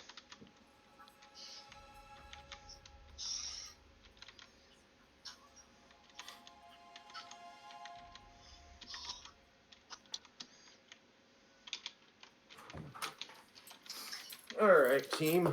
My apologies for the interruption. The Chromie Welcome. walked back out of the bushes. Yeah, Yeah. something like that. I mean, realistically, it does happen. Okay, so Warlord. yeah, and while we're on this little trip to the village, Dungeon Master, I'm gonna stop after we're a distance away from the tribe, and I'll tell Velvin. Would you like a layer of protective magic?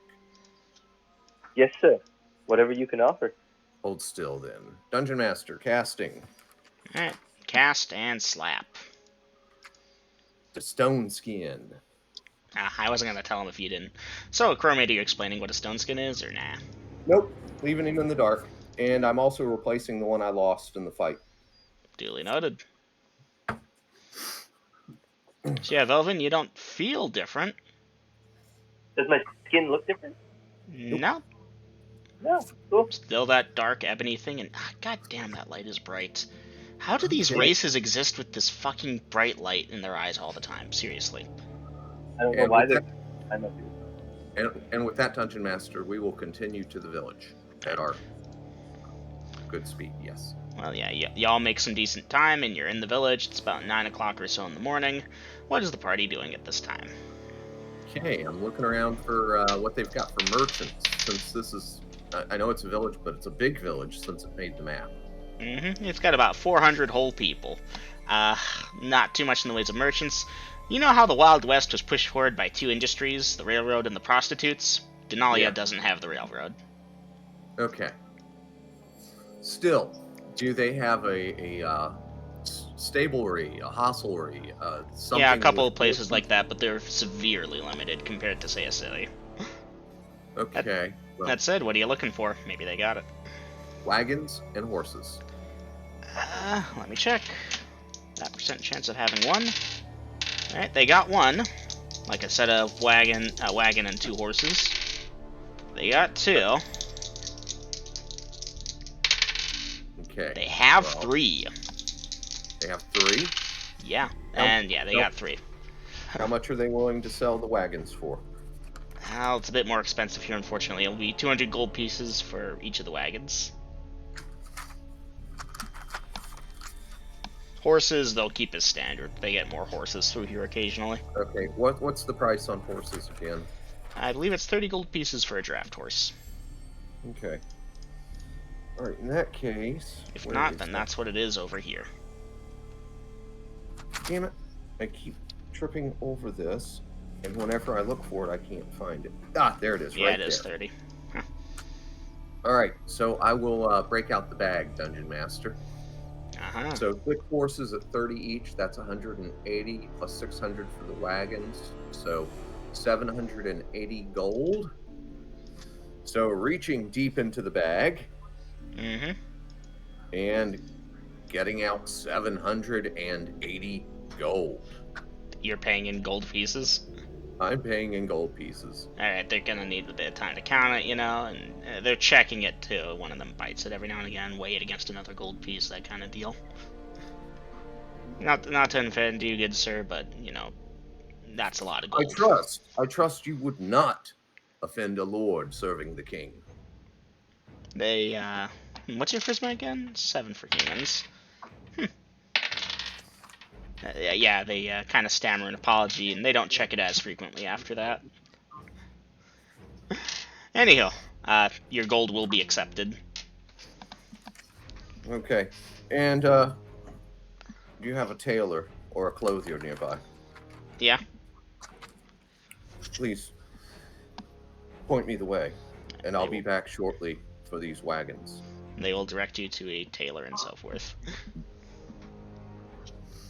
Okay. All right. We'll go inside and speak to the tailor. My associate needs a hat, something with a wide brim. Okay. That's a splint. They can make something like that. They don't really have those in stock. What do they have in stock? Pretty standard clothing items. They just don't have hats with the wide brims that you'd need for a drow to not Just suffer the close improvision to the thing. desert, Dungeon Master, and they don't have wide brim hats? Not that wide. Most races don't need it that wide. They've got Well, how hats, wide? just not super wide brimmed. Okay, but they do have some wide brimmed hats, like cowboy hats or something. Yeah, something like that. But drow would Right. need wider, like really wider. Yeah, well, how much for the hat? Some like goggles? Say again? Do they perhaps have like goggles? Goggles. Let me check. It's a low chance, but yeah, no. Hat, 1 silver piece. My bad, 8 silver. 8 silver, yes, words. I dig into my pocket and pull out the 8 silver. Or I pull out 8 gold. 8 gold. A gold, yes. A gold, okay. Because I don't have any silver at the moment, so we'll Me get neither. it. Alright. I have Anyone gold, change but for I that? Yes, please. Okay, they will give you the 12 silver pieces in return. All right. Now, we've got one other, not purchase, but rental to make. Dungeon Master, we're going to look around for either a very able-bodied looking youth or a man that doesn't appear to be busy with business of any sort. Alright, outside the equivalent of a saloon, there's some men hanging out, smoking something, that type of deal. Would any of you like to earn a gold piece for a morning's work? They will inquire about the nature of the work, of course. I've purchased 3 wagons and horses. I can only drive one of them myself and my man here the other. We need to go a few miles to the west. I've got like 3 rates and I think I'm fucked. That's all I need. One man to drive the wagon to my destination a few miles away, and then you're on your way. I rolled in way too They'll inquire if you're able to provide a magic crystal for protection, and like that's the thing. These people are here because they don't have magic crystals. So for them to get back also, you'd have to accompany them back, then go back yourself. It's a bit of a back and forth. I do have magic crystals, Dungeon Master. So yes, I've got a magic crystal that you can use, and I will secure your passage back here when you are done, unless you wish to hire on for more lasting employment. Alright, one of them accepts. You know, he'll ask to see the crystal, obviously. And, you know, you've seen this song and dance before, Ecroromede. Obviously, you're showing it to him once he's already saddled up and such. Yeah, so we're going to go with him to the wagons, the horses, and I'll let him know I'll hand it to him before we leave the town's protective area. Mm-hmm. Now it has a value of like 200 or better.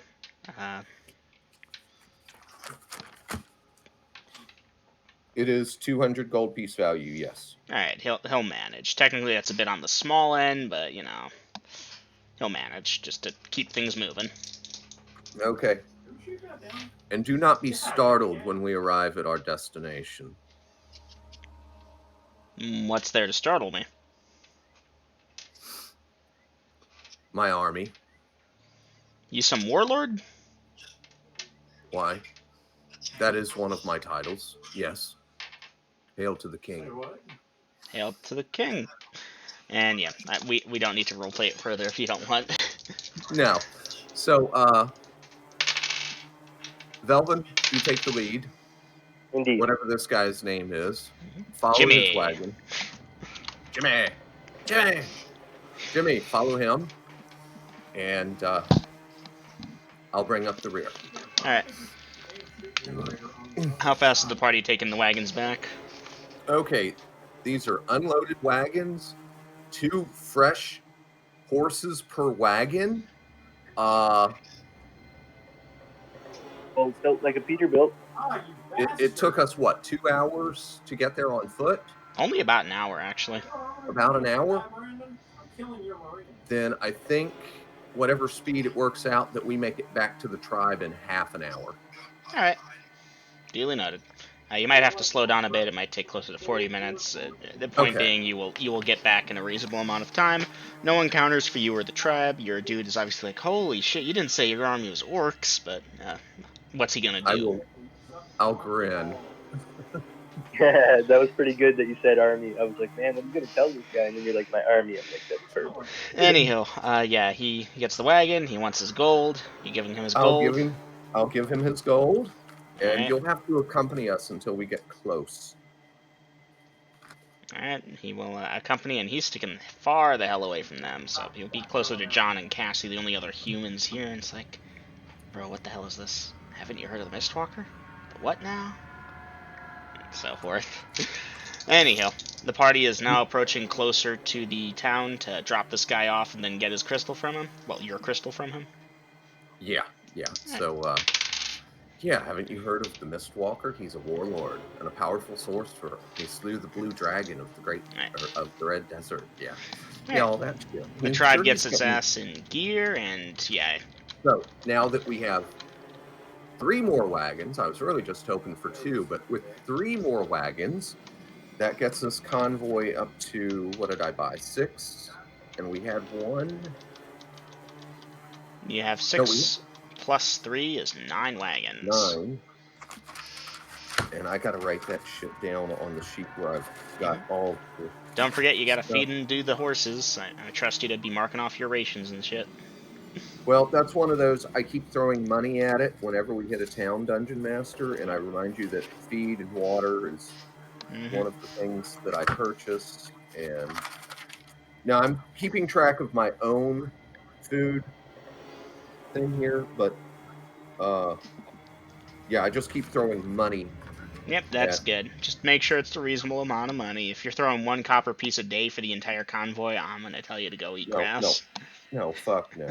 Okay, all right. So 3 more wagons, 6 more horses. So that's 11 and 22.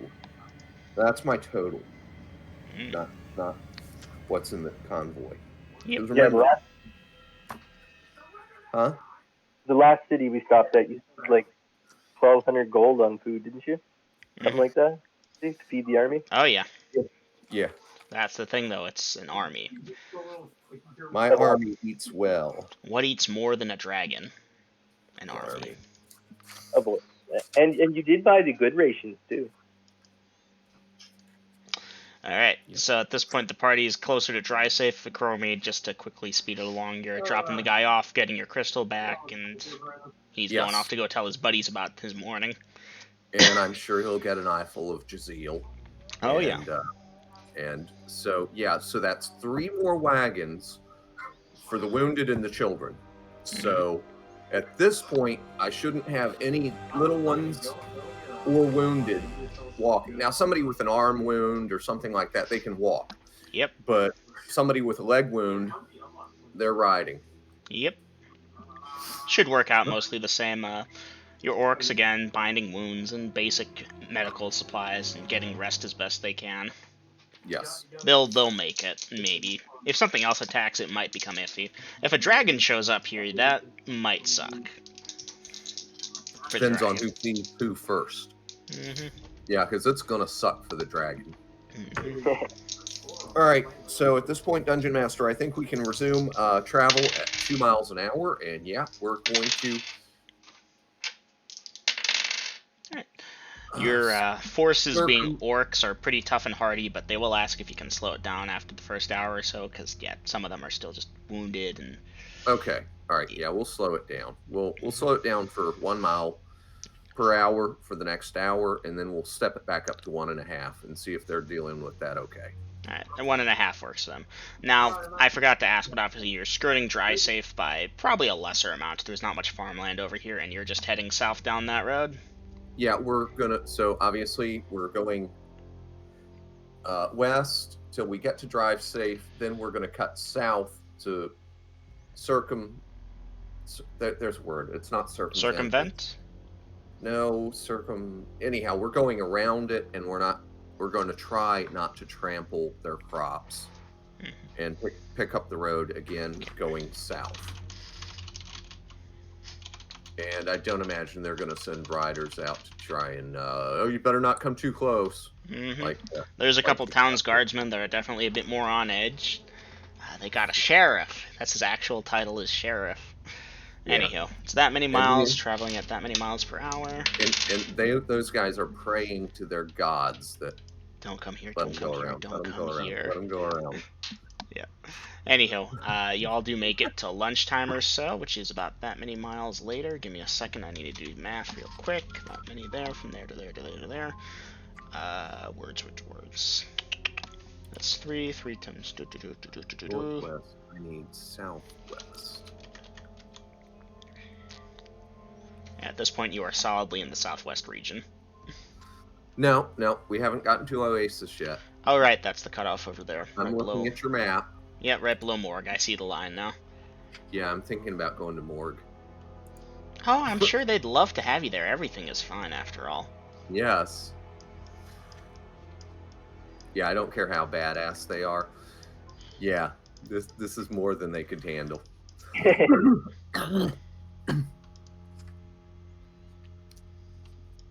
Okay, so lunchtime passes without encounter. Okay, yep, mark off that racing for me. That being said, as you can see, Morgue is a bit off the ways now. Yeah, I'm not gonna harass the vampires. So I have y'all moving at about 1.5 miles per hour, which is a decent speed that these things can work. Okay. Becomes that many. And by the time night starts to creep on in of day 244, y'all will be towards that intersection that's south of Corey and Drysafe that forms the Y. Okay, so we're still north of Morgue. Yep. Okay. And that's at what time? At about nightfall. Okay. Well, then we will camp to the east side of the intersection. All right. East side of intersection, duly noted. And I'm sure the orcs are smart enough to use tactics to sleep at night, like to leave their wounded and women and children in the center and protect it. Okay. As long as they... Yeah. They're not complete idiots. Just because I am doesn't mean they are. They're letting the wounded rest, and the women and children, of course, sleep. Maybe some of the older children help keep watch, and I'm sure they're still sending out hunting parties because they like fresher meat, but they're not going hungry because I bought them all that food. 8, 9, 10, 11, 12. And they are keeping watch, and you're sporting your new hat. And let's see, what else was there? Oh, yeah, Dungeon Master, I need to get a few spells back. Okay. So I need 1 first level, a 3rd, and a 5th. Nope, and 2 4th. Shit, let me do the math. Okay, so... Damn it, I should have done animate dead. I could have animated gibberlings. Alright, so... 5 times 3 is 15 for Spirit Fire. I'm actually having to crunch numbers and do distance and stuff. Let me just out of character this. 15. 12. Man, 12. I did not anticipate this. Oh. That's unfortunate. That's not good. 9. In fact, that is decidedly evil.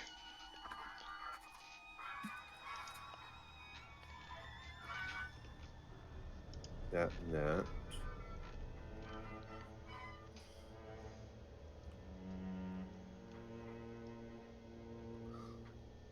Dungeon Master, I'm going to put invisibility on John. Alright. Poof. He's invisible. And so I'll need 6 for that. These I cannot use. I mean, I could use them, but I won't. Self-burning hymns, color spray, shield. No, sleep. Oh, sleep's a powerful spell.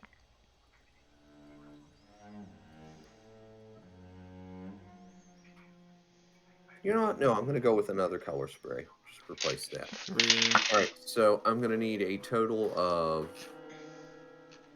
39, 48, 54.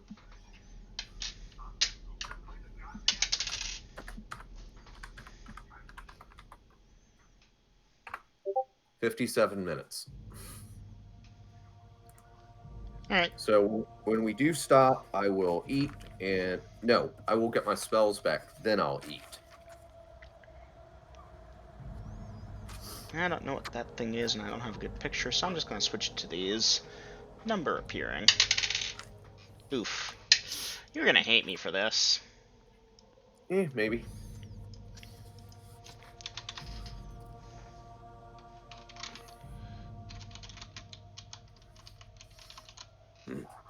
Actually, do these things have infravision? The sorcerer's magic is strong.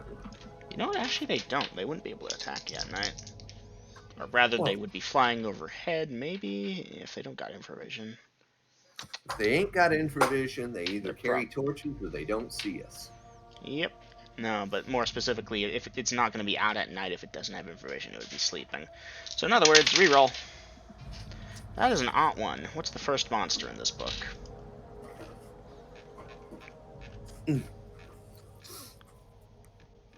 That is a underwater creature. Alright, last roll on this book, and then it's a non-encounter. Double Ot. I rolled Ot 1, then Double Ot. What's the last monster in this book? Zebra.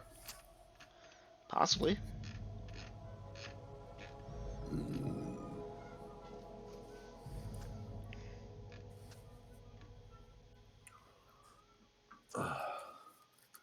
Oh, hey. Number appearing. I'll allow it. Surprisingly strong looking. Give me a second to read up on them. Well, you take your time and I'll get a couple of drags real quick. We gotta get you some better weapons and armor, Gina. I'll be right back, guys.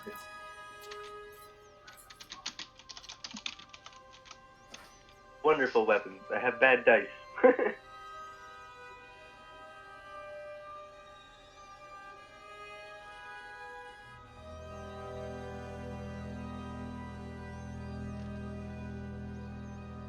Okay, I know what they are. Now, why would they be out there?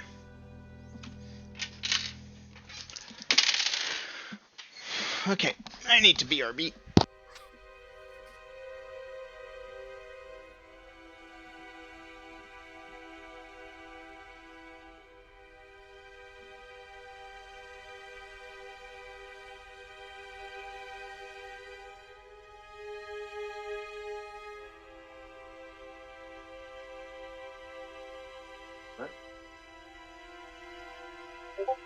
Did you supper?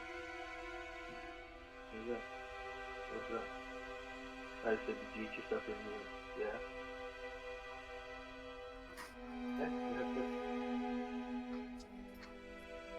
Okay. And by the way, Dungeon Master, your attention for a moment. Yes. Would Velvin have gotten a hit point from the previous night's sleep? No. Nah, I was interrupted, sadly. Yeah, but would he have gotten 8 hours if the first 2 watches went by? That is actually a good point, yeah. 1 XP Ecroromede and 1 hit point restored Velvin. So aren't you glad you're not on the watch register yet? Okay, so, let me see. I'll give it a 1 in 8 chance. Nope. Okay.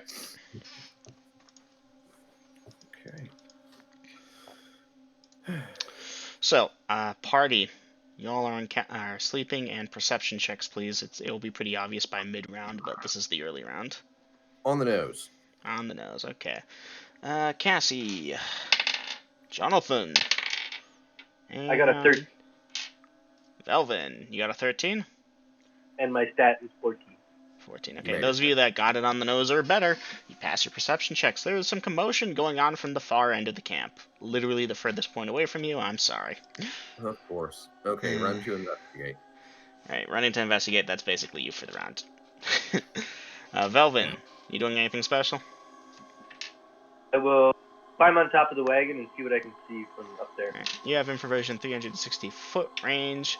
So, yeah, Ecroromede, you'll have to move closer to see this, but Velvin, with your superior infravision, you'll be able to look at that. Essentially, what's going on is that there are two giant creatures that are attacking your zombies, no, your orcs, Ecroromede. Initiative, please, for round 2, essentially. Gina, you're up. 3. Okay. This should require some music. So they're Round far one. enough away Oh, shit. Go ahead. that I'll be able to shoot, right? Yeah, you'll be able to shoot. You might be at a penalty if it's too far.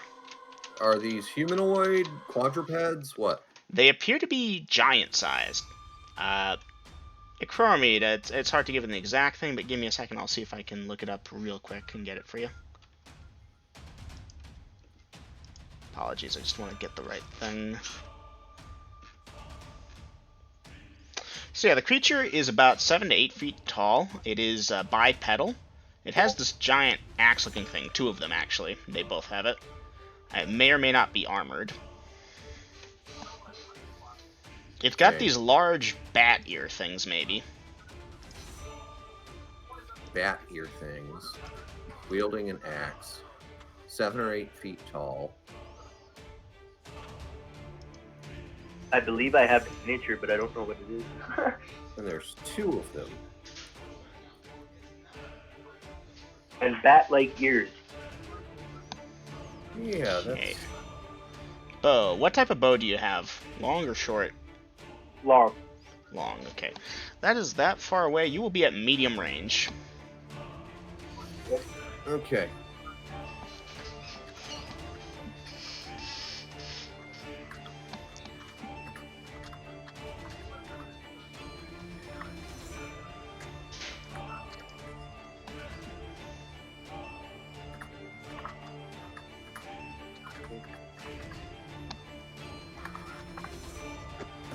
Move to engage with sword with shocking grasp. Okay, are So you I using? don't know how many attacks I'm going to get this round, and no, just 1 sword. Okay, you will get your full attacks per round this thing. Okay. Alright. Now, Ecroromede, your orcs are backing you up. Missile fire is going off. I'm not running it quite just yet, so that you can get your chance to shine. These things aren't too strong for you. That being said, Velkin, you've got ranged weapon. You can go ahead and do it first. That many. Okay, I'm rolling. I rolled an 18. An 18. That should hit dice damage. 3. 3. Alright, 3 points of damage versus target A. Never to specify. Okay, Ecroromede, you're up there. A and B both have like arrows and shit sticking into them, obviously, as you hear the thunks and stuff. Most of your orcs are staying back. Some of them have formed like a picket line with their spears and they're trying to keep these things at bay. Anyway, Okay. designate your target and roll to hit. Okay, target is whichever closest. Let's call that B, and I attack with a 15 before bonuses. That hits dice damage and shocking. Okay, 3 plus... So 15 physical, and 17 electric. Alright, you zap it, but it doesn't even seem to jolt from the electricity. And you're smelling something. This thing smells decayed. It's not bad enough to like make you gag, cover your mouth, save versus breath weapon or anything, but Jesus, this thing smells like it came out of a putting crypt. off normal amounts of heat. No. Ah, gotcha. Yep, I think he just put 2 and 2 together. Okay, not going to waste another shocking grasp then. Mm-hmm. They would be giving off some heat because there is movement. Friction causes heat, is what I'm ruling, but it should be suboptimal. Anyhow, let's see. I'm just going to quickly roll for your orcs. That's straight up a mess. Bowfire misses. Okay, Velvin, you've got a second bow attack. Yep. 17. That hits. Dice damage. And again, you're targeting A because you haven't told me otherwise. I'm gonna stay on the same guy. 2. 2 points of damage, huh? It's still up there. Okay, Ecroromede, you have your second attack to go, and then the monsters get to attack. Still on B. 18. We know Hits. that's a hit. And... oh yeah, 1 point from max. 11 plus 12 is 23. Nice. The creatures get their attack now. Okay. Ecroromede, the one smashes that thing into the ground 2 feet to your left. It may or may not know at this point that you're displaced. Anyhow, the other thing is moving on up to attack the cluster orcs at the thing. That's gonna hit.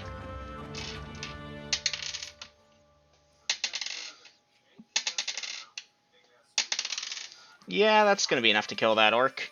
It cleaves one of the orcs and stabs it with the axe thingy that it's holding, and that orc either dies or passes out. Alright, that being said, that should be the end. Round 3 of combat. And technically we skipped round 1 because that was the orcs versus these things. Attack.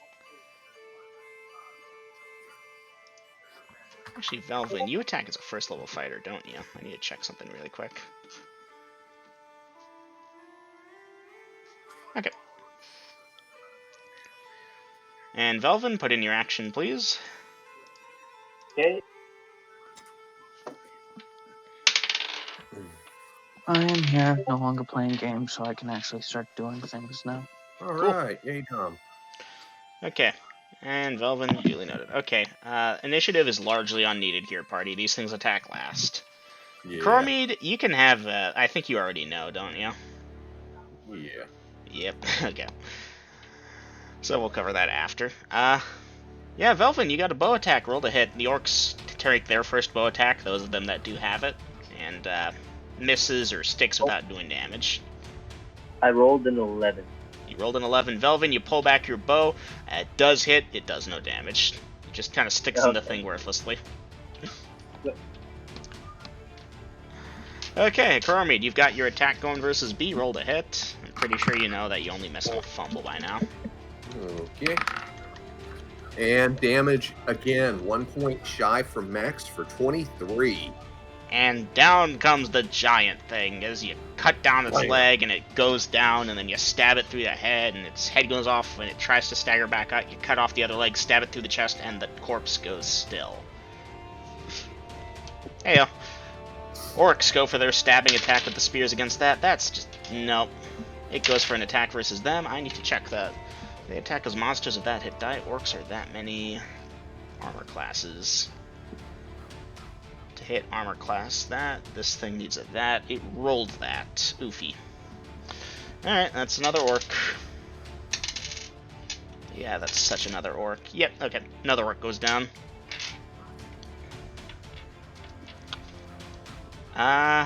Actually, Velvin, you still have that bow attack.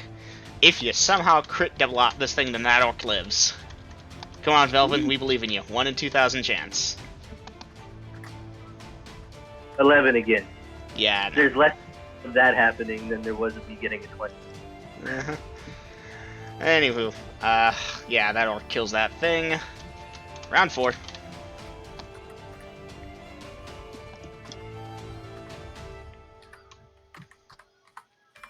Okay, Dungeon Master, this should be my 2 attack round, but I'm forfeiting 1 to draw my secondary sword, so yeah, if that checks with you.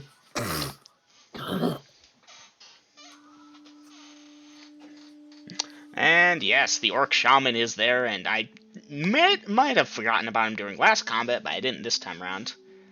Yeah, and he had to get here. And identify that, hey, I saw that thing move without a head for a bit. This might be undead. Anywho, initiative is not needed. Okay, bow attack. Velvin rolled a hit. Orcs rolling for you. Orcs miss. 13. What was that? 13. Again, shoot, stick, no damage. Okay, Clyde, Ecroromede drawing forth his second sword, then going for a called shot to the arm final. And let's see, you only need your second bow attack there. Orcs are going for their spear attack. Miss. Orc bowman going for their second bow attack. Just out of order here. Done. Okay. Ecroromede, you have a attack with your normal sword to go for. Yes. Yeah. Now I wonder what goes last. A final word or a zombie? I'm gonna say the final. Yeah. Okay. For the called shot to its axe arm, I rolled a 14, so penalty would take that down to a 10. Mm-hmm. But as you know, Dungeon Master, I am You're plus plus 9 to hit. Yep. Go ahead and dice it. And minimum damage, 13 hit points to its weapon arm. Yeah, that's enough to take off the arm. Whether the thing bellows or something, it's not intelligent enough to grab it again, so it's just going to go for claw attacks. I will reduce damage appropriately. Yeah, buddy, I just saved an orc. Pretty much. Alright, let's see. Velvin, you still got your second bow attack. Roll to hit. And then Dom, you're here. You can roll a d20 as the shaman says something in Orcish. Ecroromede, it's praying to some deity. It probably says the name. I haven't figured out what deity this thing prays to. Probably something neutral evil or lawful evil in nature. Maybe they have a word that is Dactarine, except they have their own Orcish word for it. Yeah. Point is in the name. In the name of the gods, be God, foul undead, and roll a d20, someone. 19. 19? Oh, Dom. Dom, this thing is that, with that turns into that. These things are turned into that. Ecroromede, this thing was winding up to grab, and this guy presented forth some holy symbol of some kind or another, and the creature, it shrieks and begins to flee at top speed. Parting shot. I'll let it go. I'll take a parting shot. Alright, Velvin, roll to hit. The orcs... Okay, if he shoots, then I'm going to hit. But I know I have to roll, though.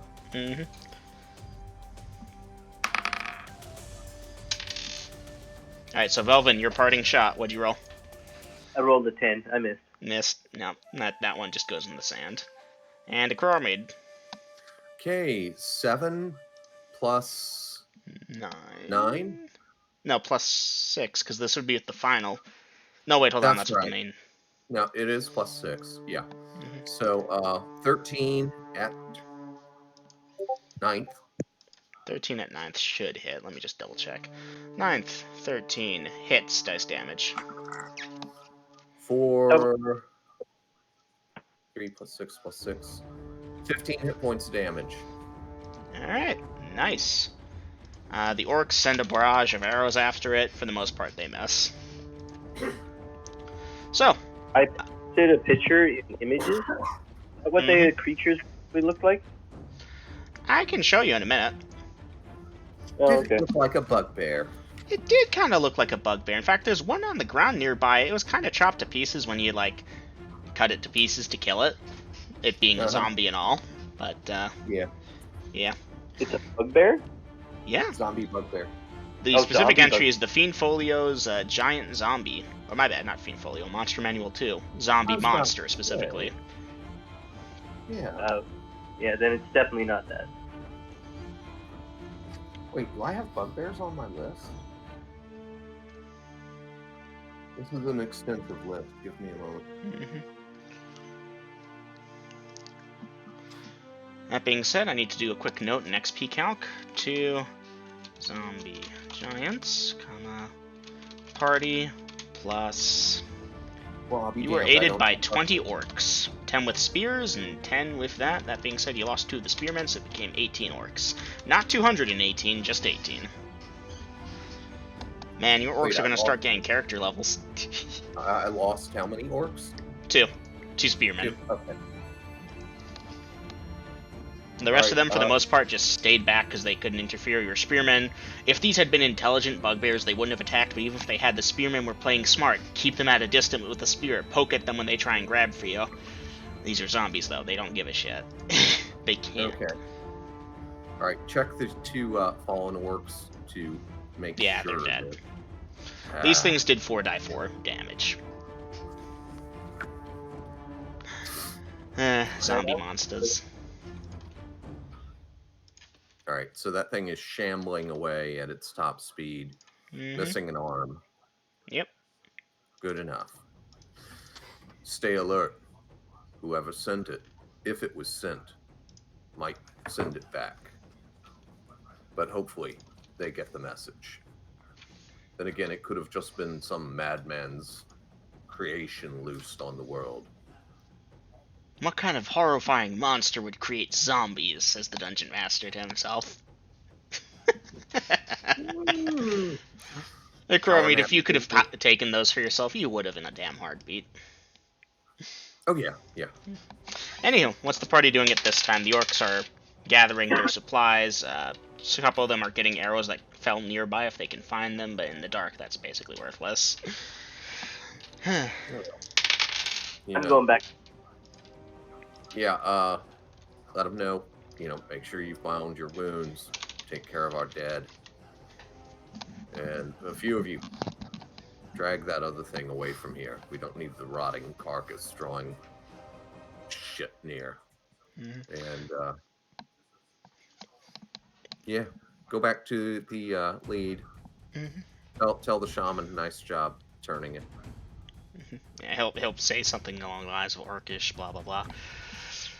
Proud of his work, basically.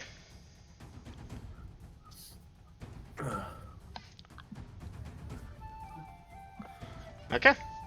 And since I assume he's walking back towards the center or near the front, I will offer the shaman the same thing.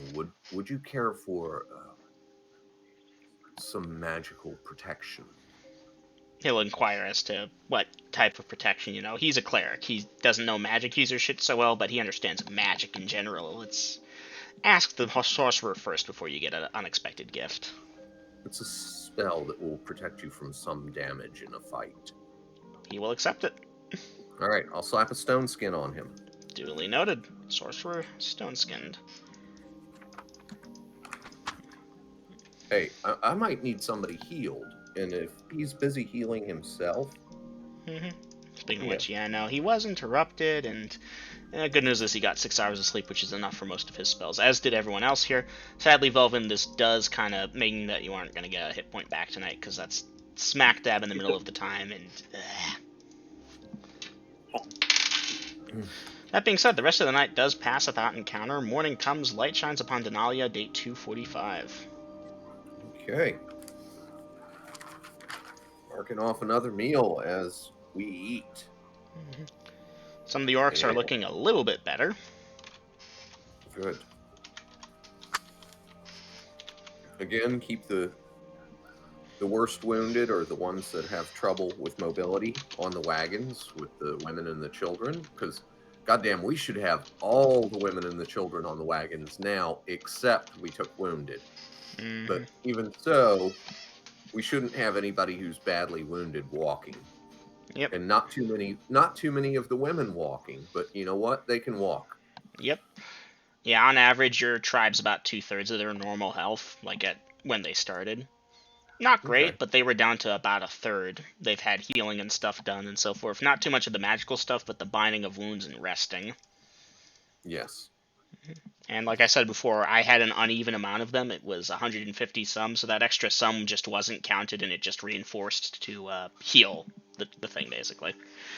Okay. Hordes, very fun to run. I actually think that went really well, like the incorporation of them into combat. Anyway, we'll discuss that post-session, because I imagine the party wants to keep on moving. Yes, we do. Alright, so morning comes, breakfast, healing, all that fun stuff. After that's done, how fast is the group moving? Dungeon Master, I will go ahead and after we eat and before we start traveling, I'm going to recover that stone skin spell. That's 12 minutes. Duly noted. Okay. And we will again set the pace at 1.5 miles, since that worked out pretty well the previous day with all those conditions. 1.5 miles should work again good today. And yes, their morale should be buffed because It's doing better. they've got a sorcerer that mixes it up with a sword too. Right. Well, the next 5, 6 or so hours, pass, and hey, it's lunchtime. Nothing's happened. The party's obviously been moving with the tribe. Okay. Then we'll stop for lunch. And of course, Dungeon Master, as is my usual thing, while we travel, I occasionally use the spyglass, and at least once an hour, I'll do a circuit to make sure that the everything proceeding normally and there aren't any issues that they haven't chosen to speak up about. And of course, water and feed the horses when we stop for lunch. I think that pretty much should go without saying every time now. Oh yeah, And definitely. I take it that my orcish teamsters are getting more proficient at their newfound duties. I mean, it's been about a week or so since they started, so yeah, roughly. Well, plus I had to recruit 3 more, and I mean, hell, we could have It's women not doing that. too hard to do. Most people pick it Yeah. up pretty easily. It's just All right.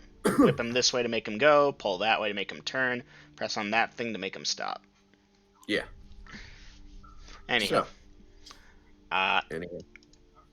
yeah, after another couple hours after lunchtime, the party comes across the intersection between Morgue and, where they're currently at, the road. Okay. Is the party continuing south or going to Morgue? We're continuing south. I forgot the other thing I was going to buy. Rip. Hey, maybe you could buy it at Morgue. Yeah. I bet. Okay, Yeah, we're not going to Morgue. Aw, but everything is so fine there. Yes, I would have to burn that city down. It's a town. Your point is made. In other words, duly noted. Okay. Hey, Oasis is on the way. So, the party travels for about another 3 or so hours, and night begins to fall once more. You're still a bit of a ways from Oasis. You're basically at the borderline, if you will, of... actually a little bit above the borderline between the northwest and southwest maps. Are we in the desert now? It's coming up on it, actually. Okay. But yeah, Morgue is out of the desert. I'm looking at the big map. We're not in the red desert anymore. That's for damn sure. Well, again, big map is meta knowledge. That's gonna happen eventually. Okay. Oh, there is no copy of the map? So, when I drew the new map, I kept in mind some things. I was like, do I really want to redraw this thing again to indicate the red desert? Nah, I'm just going to draw where it's going to end up, and I'll just tell the players to try not to meta with it. But yeah, the desert's actively receding at this time. I'm tempted just to speed it right along, but things need to happen first. Anyhow, so standard nighttime routine for the party, I assume? Yep.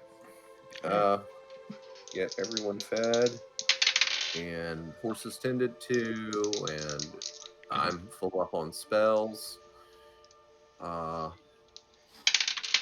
Standard watch schedule. Oh, that's interesting. Really? Well, I'd love to see if this works. Otherwise, it's a non-encounter. And I need one? Stuff. 3, 6, 9, 12, 13. 13 from 38 is 25.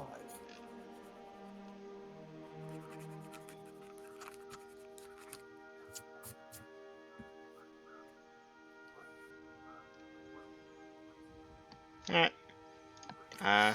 As the orcs and shit are camping and such, they might notice that there's a raven that flies overhead, but it doesn't do anything much. Okay. That, on the other hand, tail end of the night, so, Velvin, you can up your hit points by 1, because you did get at least 8 hours of rest by this time. Let's see what we got.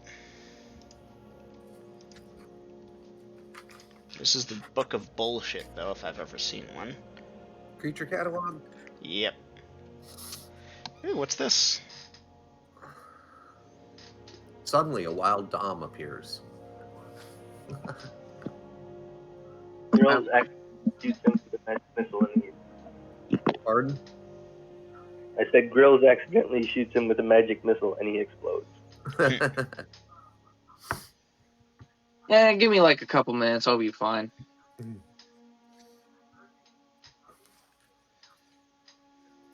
Are you playing that troll?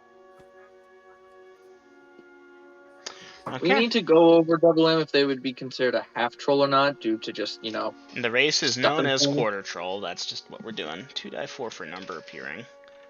Have I got time for a couple of drags? Yeah, really quick. Okay. They are fairly intelligent.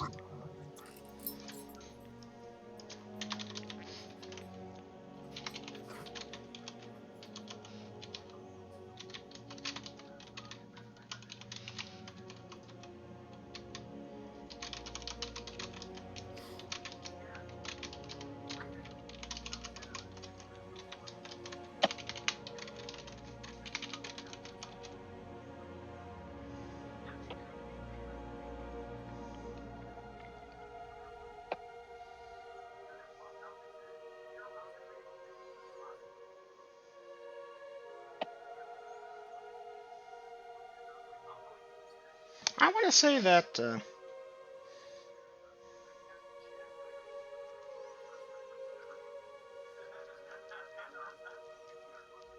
yeah, no, these things aren't actually gonna do anything. It's a non-encounter. Damn Yeah. pussies. Well, it's a zombie-like creature, but there's only 8 of them. There's over 100 of the orcs. And, yeah, like, they could do stuff, maybe, but even if you're something like a vampire, you're not going to attack 100 orcs, because they will just kill you. Well, as best as they can. So, like, you could if you wanted to do some fun, but there's no winning that situation. There's too many of them. So these 8 creatures, I thought there could be more of them. There was not. They aren't attacking. Oh, it'd be cool. Vampire orcs.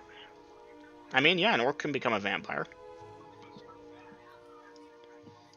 Just have your half-orc character visit Morg. Will take no time at all. In case you wanted to know, the monster is the Bahat from the creature catalog, page 33. Basically a zombie creature at night, and there's only 8 of them. They're not attacking. Yeah. If they could pick off a straggler, maybe, but they don't have like illusion powers or any charm abilities. And yeah, no, they're not getting. They're not Alone. attacking a horde of 100 orcs. Nope. Anyhow, morning comes, light shines upon Denalia, day 246. Okay. Again, normal routine, and we are traveling. Okay. Let's see, the party is that many miles out, and advancing time to there. Movement begins, normal travel speed, I presume. Yep, 1.5. I'd like to haul ass and get them there quicker, but I don't want to kill them in the process.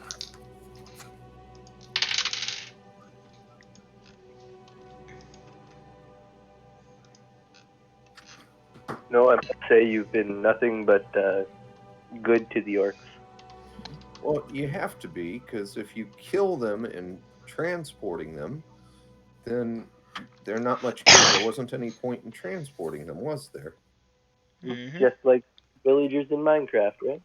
Yeah, exactly. Where the fuck is that Alright, sword? that's a tunnel dwelling thing.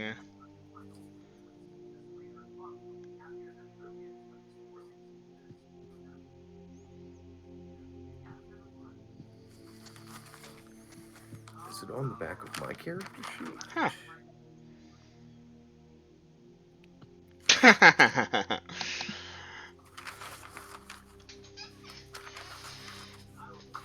I don't like when the DM laughs like that. That's cool.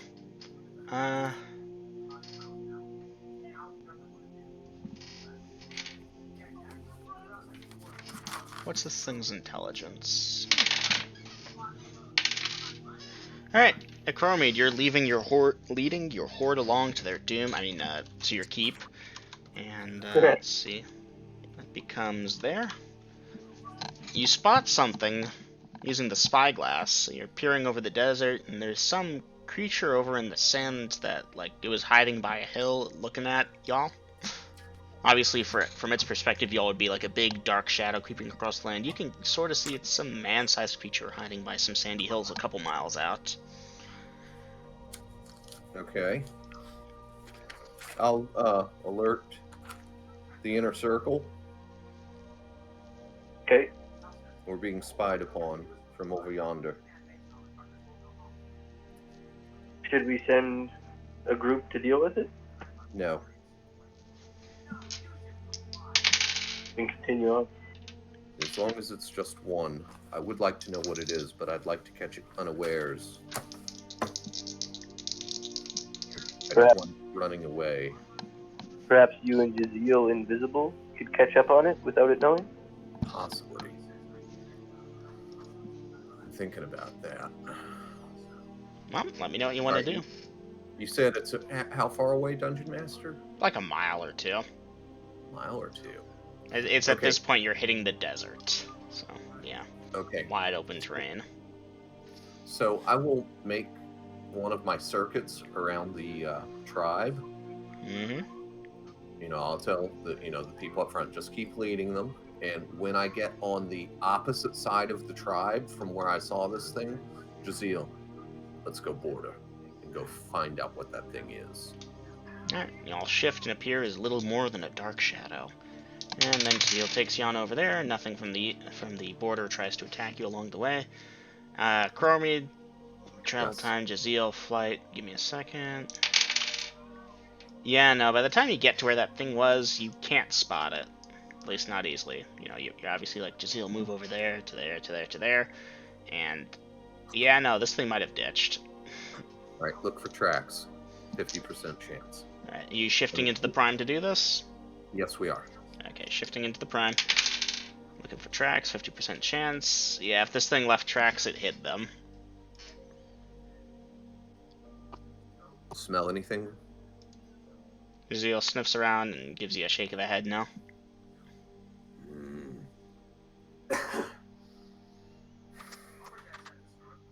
Is that Jaziel's ability to shift into the shadow plane, or what is that? Nightmares have many abilities. Yes. Alright, then we'll plot an intercept course to rejoin the caravan at the head. Okay. Huh, if I rolled the same thing again, I'm gonna be laughing. Nope, 30 pages up. What the hell is this thing?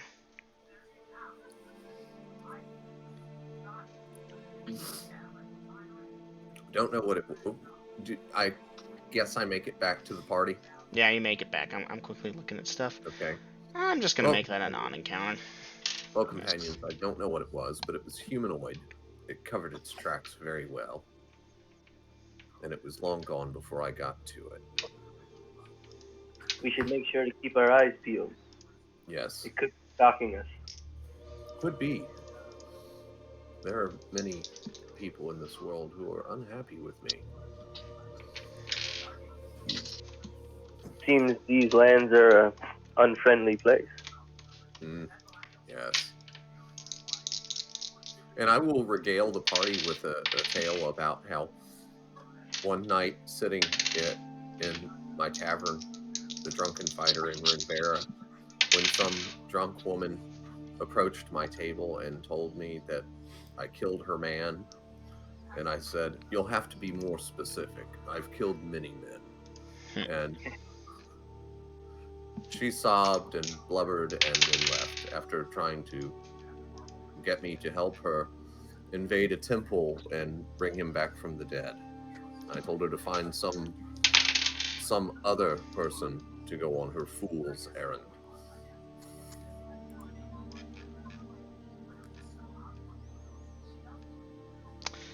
No, there wouldn't be an owl or an otter here. Alright, last check. Why don't you send that half-blind, deaf fruit fly? I might. Man, you just trying for a party wipe now, ain't you?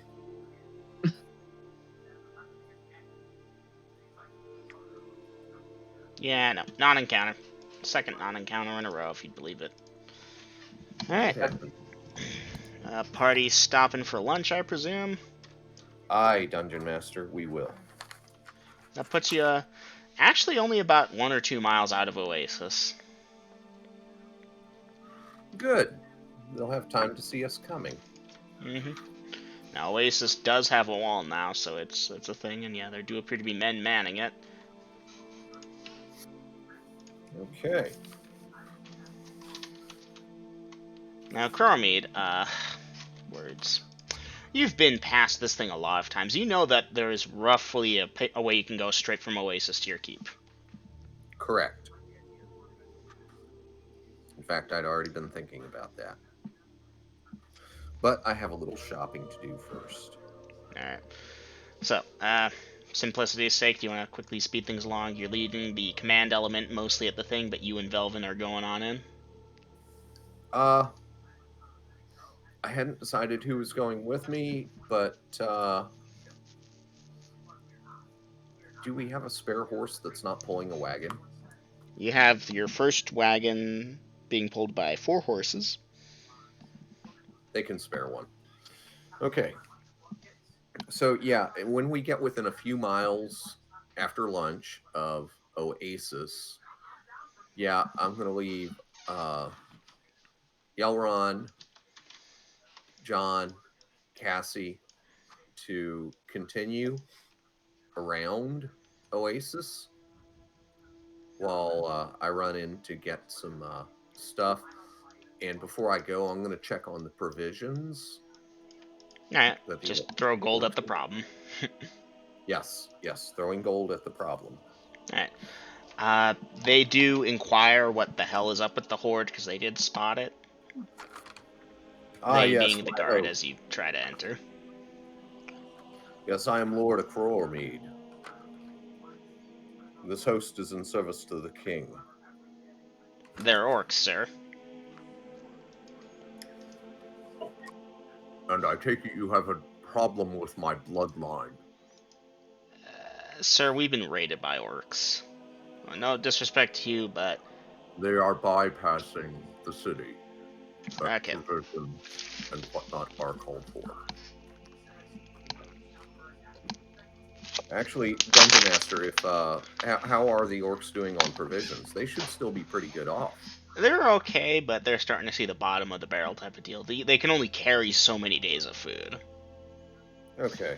And they can hunt, but now you hit the desert, it's like trappers. Okay, in that case, we're not taking one horse from the lead wagon. We're going to take one of the wagons with us. So Right. me, Jazeel, and Velvin driving a wagon. And if this means some of you might walk. That is a sacrifice I am willing to make. Yeah. Anyhow, so yeah, we're going to go in and have this conversation, provisions and whatnot. Yep. Standard prices for food. Well, Dungeon Master, I'm going to throw money at the problem. Mm-hmm. And I just have to find my money because I've got a lot of sheets here. Yeah, you do. Okay. Okay, so... And Dungeon Master, I also need to acquire a bolt, or at least a few yards of red fabric. Okay. That should be available. Again, you're throwing money at the problem. Done. So, I want to make sure I mark off the gold from the right sheet. That ain't it. I'm sorry. I'm not as... Here we go. So, Dungeon Master, I'm going to throw... how does 2 1,000 gold piece gems sound? That sounds like all your problems should be good as far as the mundane shit goes. That being said, if you try and incorporate the +5 longsword into that haul, that's going to be a hell to the no, sir. Yeah, no. So, this is food, water, any kind of wish list items that the tribe may have mentioned over the course of the past few days. Bandages. Enough bandages and enough cloth, the red cloth, to make sure that they have armbands. Every single one of them, or? Every single one of them. Alright, well that's 2,000 gold pieces. It should matter, but it's more than just a few yards you're talking about. Yeah, but still, I mean, an armband. We're talking a 3-inch wide say 18-inch strip of cloth? More than 18-inch. Depends on the thickness of your arm, I guess. I guess, yeah, 18-inch should work. 18-inch? How big are their arms? They are muscly and burly orcs, Okay. and yeah, no, 18-inch should work. 18-inch. I've got a 32-inch waist. Come on. Mhm. An 18-inch arm. That's freaking That should okay. do. Which again is why I'm buying bolts, a bolt of cloth, which is multiple yards, so they can tear off what they need and tie it as an armband. And I let them know, of course, this is a symbol of my what's that word? Brain fart here. You know, I've got the Aranea, I've got the Orc tribe, my conglomerate, my Other okay. allies that you have know to recognize you and your allies by the red armband. Wear it, Yeah. otherwise you will become food for a giant spider. Yeah, pretty much. So, 2,000 gold marked off. I think I can get that bolt of red cloth, which can also be used as bandages, and fill that wagon with food. Should be Yes? good. Yeah. Hot damn. I would like to ask about shaded goggles in this city because it's a Yeah, desert. see if we can get Nope. elf here. Or what about a wider brimmed hat? Let me check. Wow. Almost, but no. No? All right. Well, in that case, that sucks to be you right now, Gina. Squinting in the bright light. Uh-huh. I'm still drow, so it's not that bad. At least I'm not human. Anyhow, since the army horde, whatever you want to call them, is moving around Oasis, we're going to go through it, meet them on the other side, and then we're going to take the shortcut home. Okay. Along for that, give me a second. Actually, Dungeon Master, we're taking the most direct route to their cave, their home. Okay. Or whichever is closer. So I'm just quickly going to crunch some numbers. That becomes 6. Hold on, actually. I think I have these numbers crunched already. 1 second. 10 miles from there to there. And how many from there to there?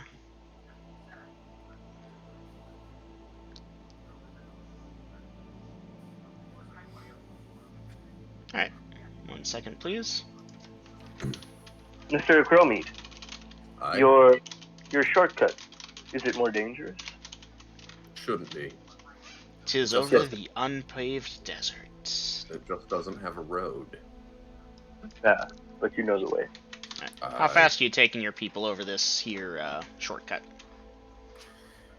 We're gonna go 1 mile an hour. I hate to drop the speed, but I don't want people tripping and falling. And you know, once again, wagons over sand,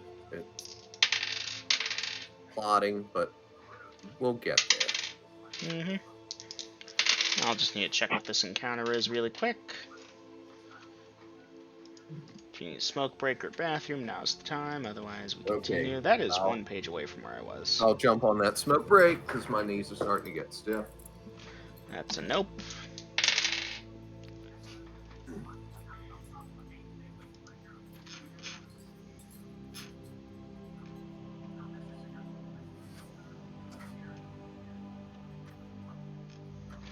That's a double nope.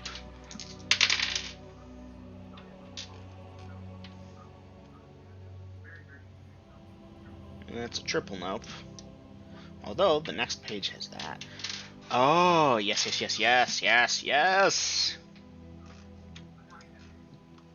Does that make it that's something that we can fight? You can certainly try to fight it. I don't see girls in this horde backing down unless it's ridiculous.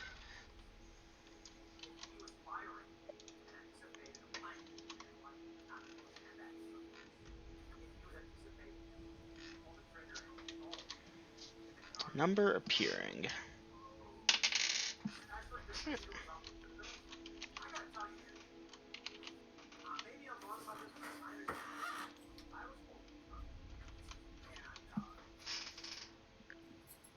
Okay. I did that smoke. I am back. My lord, look over there. What is it? What do I see, Dungeon Master? There's the desert. I haven't like advanced time to that yet. Give me a minute, guys. Oh, okay. And Dungeon Master, at some point, I will need a favor from you. Mm-hmm. Like a localized map that shows where the cave is, where the Aranea I think lair I can is. manage that. Yeah, it's not a biggie, and we don't need it now. And you've told me distances before, but so I can think strategically. I actually do need a visual representation that my character would know, but verbally it doesn't sync. Mm-hmm. Okay. Well, it sure would be helpful if you had just already discovered all that. That would be amazing if you had already knew all. Oh wait, look at that.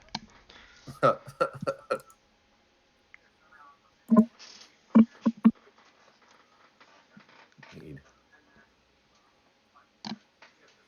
Wow, that black box cave is awful tiny.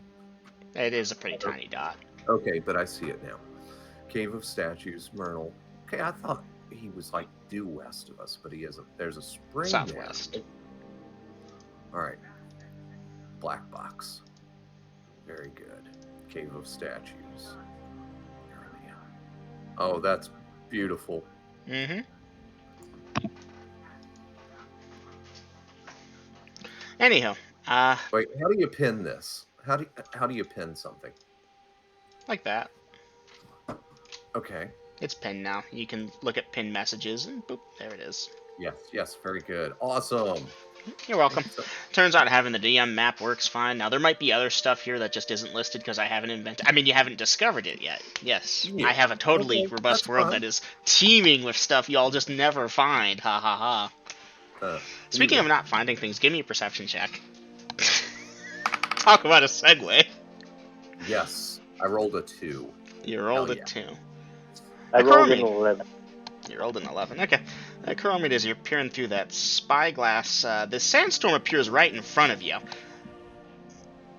And swirls up into the shape of, you guessed it, a man on a camel or a bipod of types made entirely of moving sand. And Ecroromede, Okay, you know what a sandman is. Yeah, I do. Is this after we've rejoined the tribe? Yeah, you've rejoined the tribe. You're now leading them across the desert. And Sandman, in front of you, demands tribute for you to pass. With a voice like the hissing sands. How far in front of me is he? Oh, he popped up right in front of you. Right in front of me.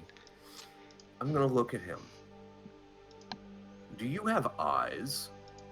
Do they work? Are you paying tribute? Do you see what I lead? Or do you wish for me to add another notch to my crossbow for all of the sandmen that I have killed? If it's impressed with what you said, it's not showing it. In fact, the sandstorm that composes of it seems to be growing wilder and angrier. Fire gout. Fire out. Okay. You begin casting, and sand everywhere. That's fine. So this being a somatic thing means there's a lot of mouth stuff. I'm gonna need... How would I do this? The sand's gonna try and fly in your mouth and choke you, basically. That being said, it's fire gout, so I don't know how to run this. I'm gonna make it do a successful hit roll. There we go. Displacement, it's not really... displacement might affect it. With a 2, it's not making it in time, however. Yeah, fire gout. Now, was that flat damage? 2 hit points per level, I believe? Yeah, I think so off the top of my head. Let me look in spells. Already there. Fire gout. Saving throw for half. 2 hit points per level. Yeah. Alright, there's this howling noise like the desert itself is screaming and the sandstorm dissipates and fades. Yeah, you breathe fire like a dragon. Yeah, another pretty show for the orcs up front. You know, I just wanted your water. Yeah, I have an army to keep hydrated. Anywho, it does flee because it has sufficient hit points and it did save, but yeah, that's fun. It's always fun when I get to whip one of those things out. Alright, Okay. so another 3 or so hours of travel pass. Y'all make it to the spring. Yeah. Yes. Now, Night's pretty close to falling. excuse me a minute.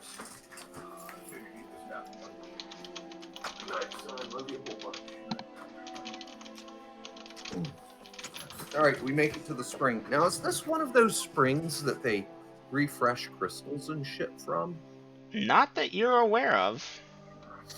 Well, we're still going to load up on water Hmm. because, every chance you get in the desert, you load up on water. Yep. And about what time of day is this, Dungeon Master? Almost nightfall. Okay.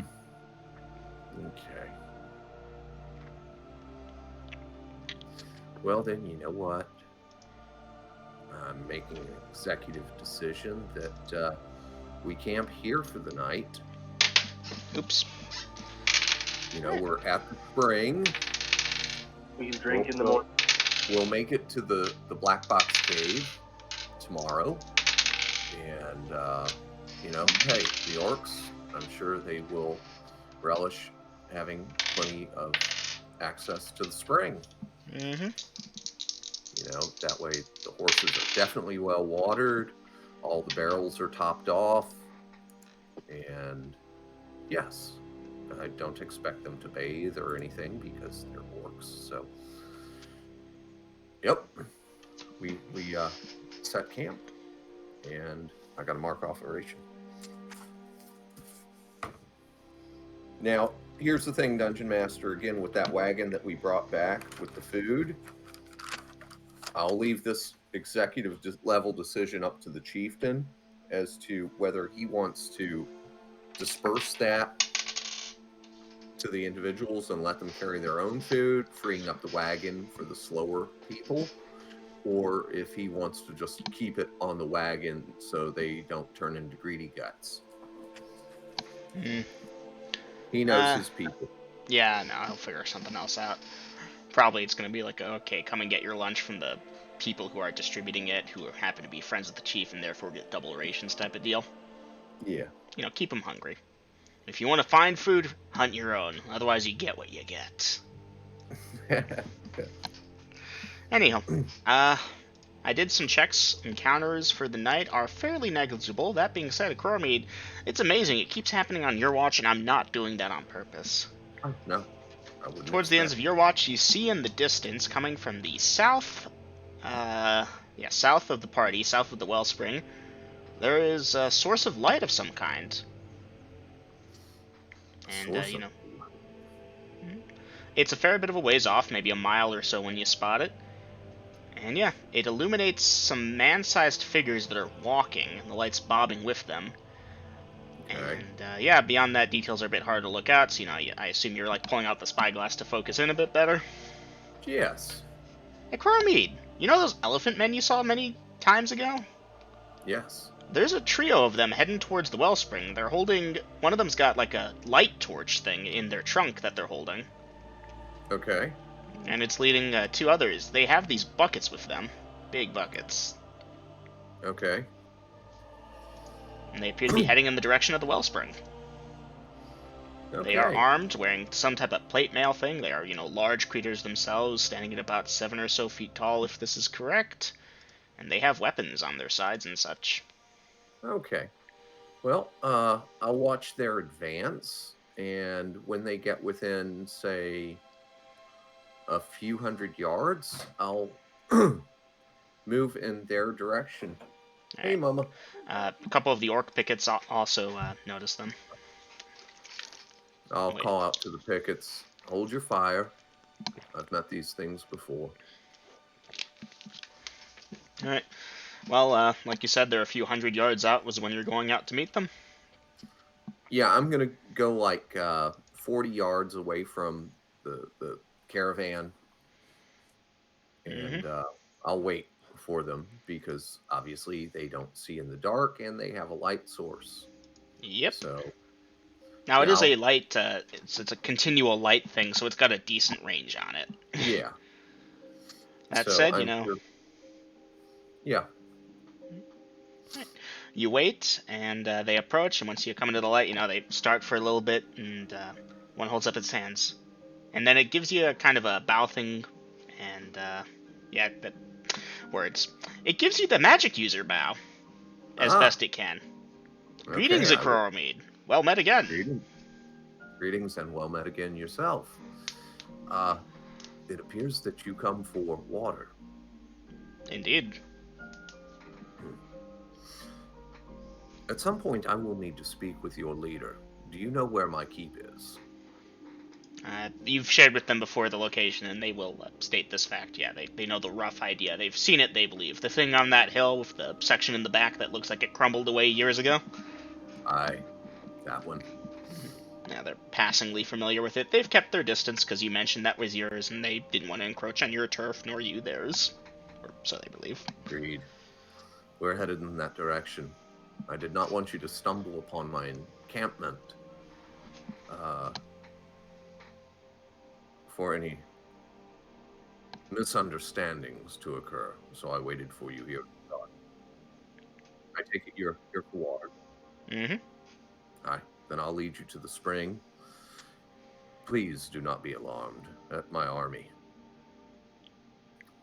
They thank you for the information, and they will let you lead them. They do keep their hands on their weapon hilts, of course. They do have like humanoid hand things. The picture is not it's not great. Right. They looks like 3-fingered instead of 4. Maybe there is 4 there. Hard to say. I Anyhow, will advise them that their weapons would be useless, and that it would be best not to agitate. I guarantee their safety. if it's all the same, a couple of them are gonna keep their hands close to the weapons. Yes, just The magic no user sudden, one, or you assume it to be magic user by the greeting, seems unperturbed. no sudden movements, please. All my friends are heathens. I had to drop that song title. Okay, so I will lead them in to the wellspring, and of course the orcs, here's what I'm thinking, will see me leading, because these are big boys, aren't they? Yep. Okay. And I will assure them it is okay. I know these 3. They mean no harm, they just come for water. You're basically letting the Pachydermians resupply their water for their thing, I'm escorting them in so that my tribe does not turn them into cold cuts. I mean, with these things hit dice and... Yeah, I'm sure they're strong and powerful, but against 100 orcs with missile weapons and It's a fair point, yeah. Yeah, they might do said, some heavy damage, but we'd come out on top, and I don't need the losses, don't need the enmity. So yeah, I'll escort them in and assure the orcs that it's okay. They're cool. Yeah, they will drink themselves. They do indeed have the trunks that they stick into the water as you'd expect, and they do fill up their buckets and thank you for it and begin carefully carrying them back. And One guy leading. I'm sure they realize, oh shit, he does have a fucking army here. Yeah, let's not agitate all these orcs. And alignment-wise, they're actually pretty decent, so yeah. Yeah. As long as you don't fuck with them, they ain't gonna fuck with you. If you fuck with them, they will fuck back. Okay, well, orcs are known for fucking with people, so I nipped that in the bud. And, yeah, after they've gotten their water, I'll tell them again, I welcome your leader to come by and discuss matters of state with me to our mutual benefit. And when he comes, make sure carry a red flag. They will bring the message over to their leader, and obviously, if he chooses to show up, he's not showing up alone, blah, blah, blah. You get the gist. But yes, they will deliver the message, they assure you. Fly a red banner and Oh, my bad. They're approaching. at least 9 feet tall, not 7. Okay. Again, yeah, they've known me long enough now that I'm not fucking with them, and I know they're not fucking with me. But apparently, at this point, they do realize my power base is growing. Oh, yeah. We don't want misunderstandings. And if I get the elephant men wearing red armbands too, so much the better. Indeed. Oh, yes, they've definitely killed some of those spiders at some point in their lives, maybe. Or not, who knows. Anyhow. During time and during the evening, while Grills is, or should I say, Ecroromede, dealing with all that, I'll try and befriend. What's her name? The beautiful girl. Yelron. Ella? Yelron. Yes, I'll try and befriend her. Well, she's something, alright. Stunningly beautiful, of course, and very secretive about her past. If you ask her, like, what she's doing, she's just... Right now, she's exploring, looking to find her brother. She doubts she'll find him here, but this is interesting for now, and she can afford to dilly-dally a bit here or there. She asks plenty of questions about you, your past, and yeah, she seems to have passing familiarity with some drow customs and shit, which is surprising for you, Velvin, because drow forsook the surface years ago, like generations and generations back, and are only now returning. So Yeah, secretive. many people know about our people. Yeah. I'm impressed, and I've never. She appears to be human too. You said, right? She looks perfectly human. A little too perfectly, honestly. I tell her I've never seen a human as beautiful as her. Ah, she's flattered. Anyhow, moving forward, unless you're trying to do something there, in which case, let me know. No, I'm just trying to make friends. I want her to like me. That's all. I'm not trying to get the pants. Just like. Alright. Anyhow, Master, after the, what are they called? Pachyderms? Something like that. They're in the creature catalog. Surprisingly, a solid monster, all things considered. Anyhow, after they've filled up and made their farewells and message delivered, I'll circulate amongst the orcs that are on watch, and yes, they are neighbors of a sort. They are not part of my alliance yet. But as you know, the fewer in number something is traveling in these wastelands, the more powerful it is, generally speaking. Alright. The orcs accept your warning and go back on watch. Very lonely traveling through here by yourself, I can tell you. Anyhow, tomorrow we will make it to the cave. The new lair for the tribe. And, yeah, I'll go back to my watch, back at the head of things, because, yeah. Morning comes, light shines upon Denalia, day 247. Tribe gets up, eats and such. Most of them recover like hit points of one type or another because, yeah, you all got full sleep, other than you, Ecroromede, obviously, but yeah.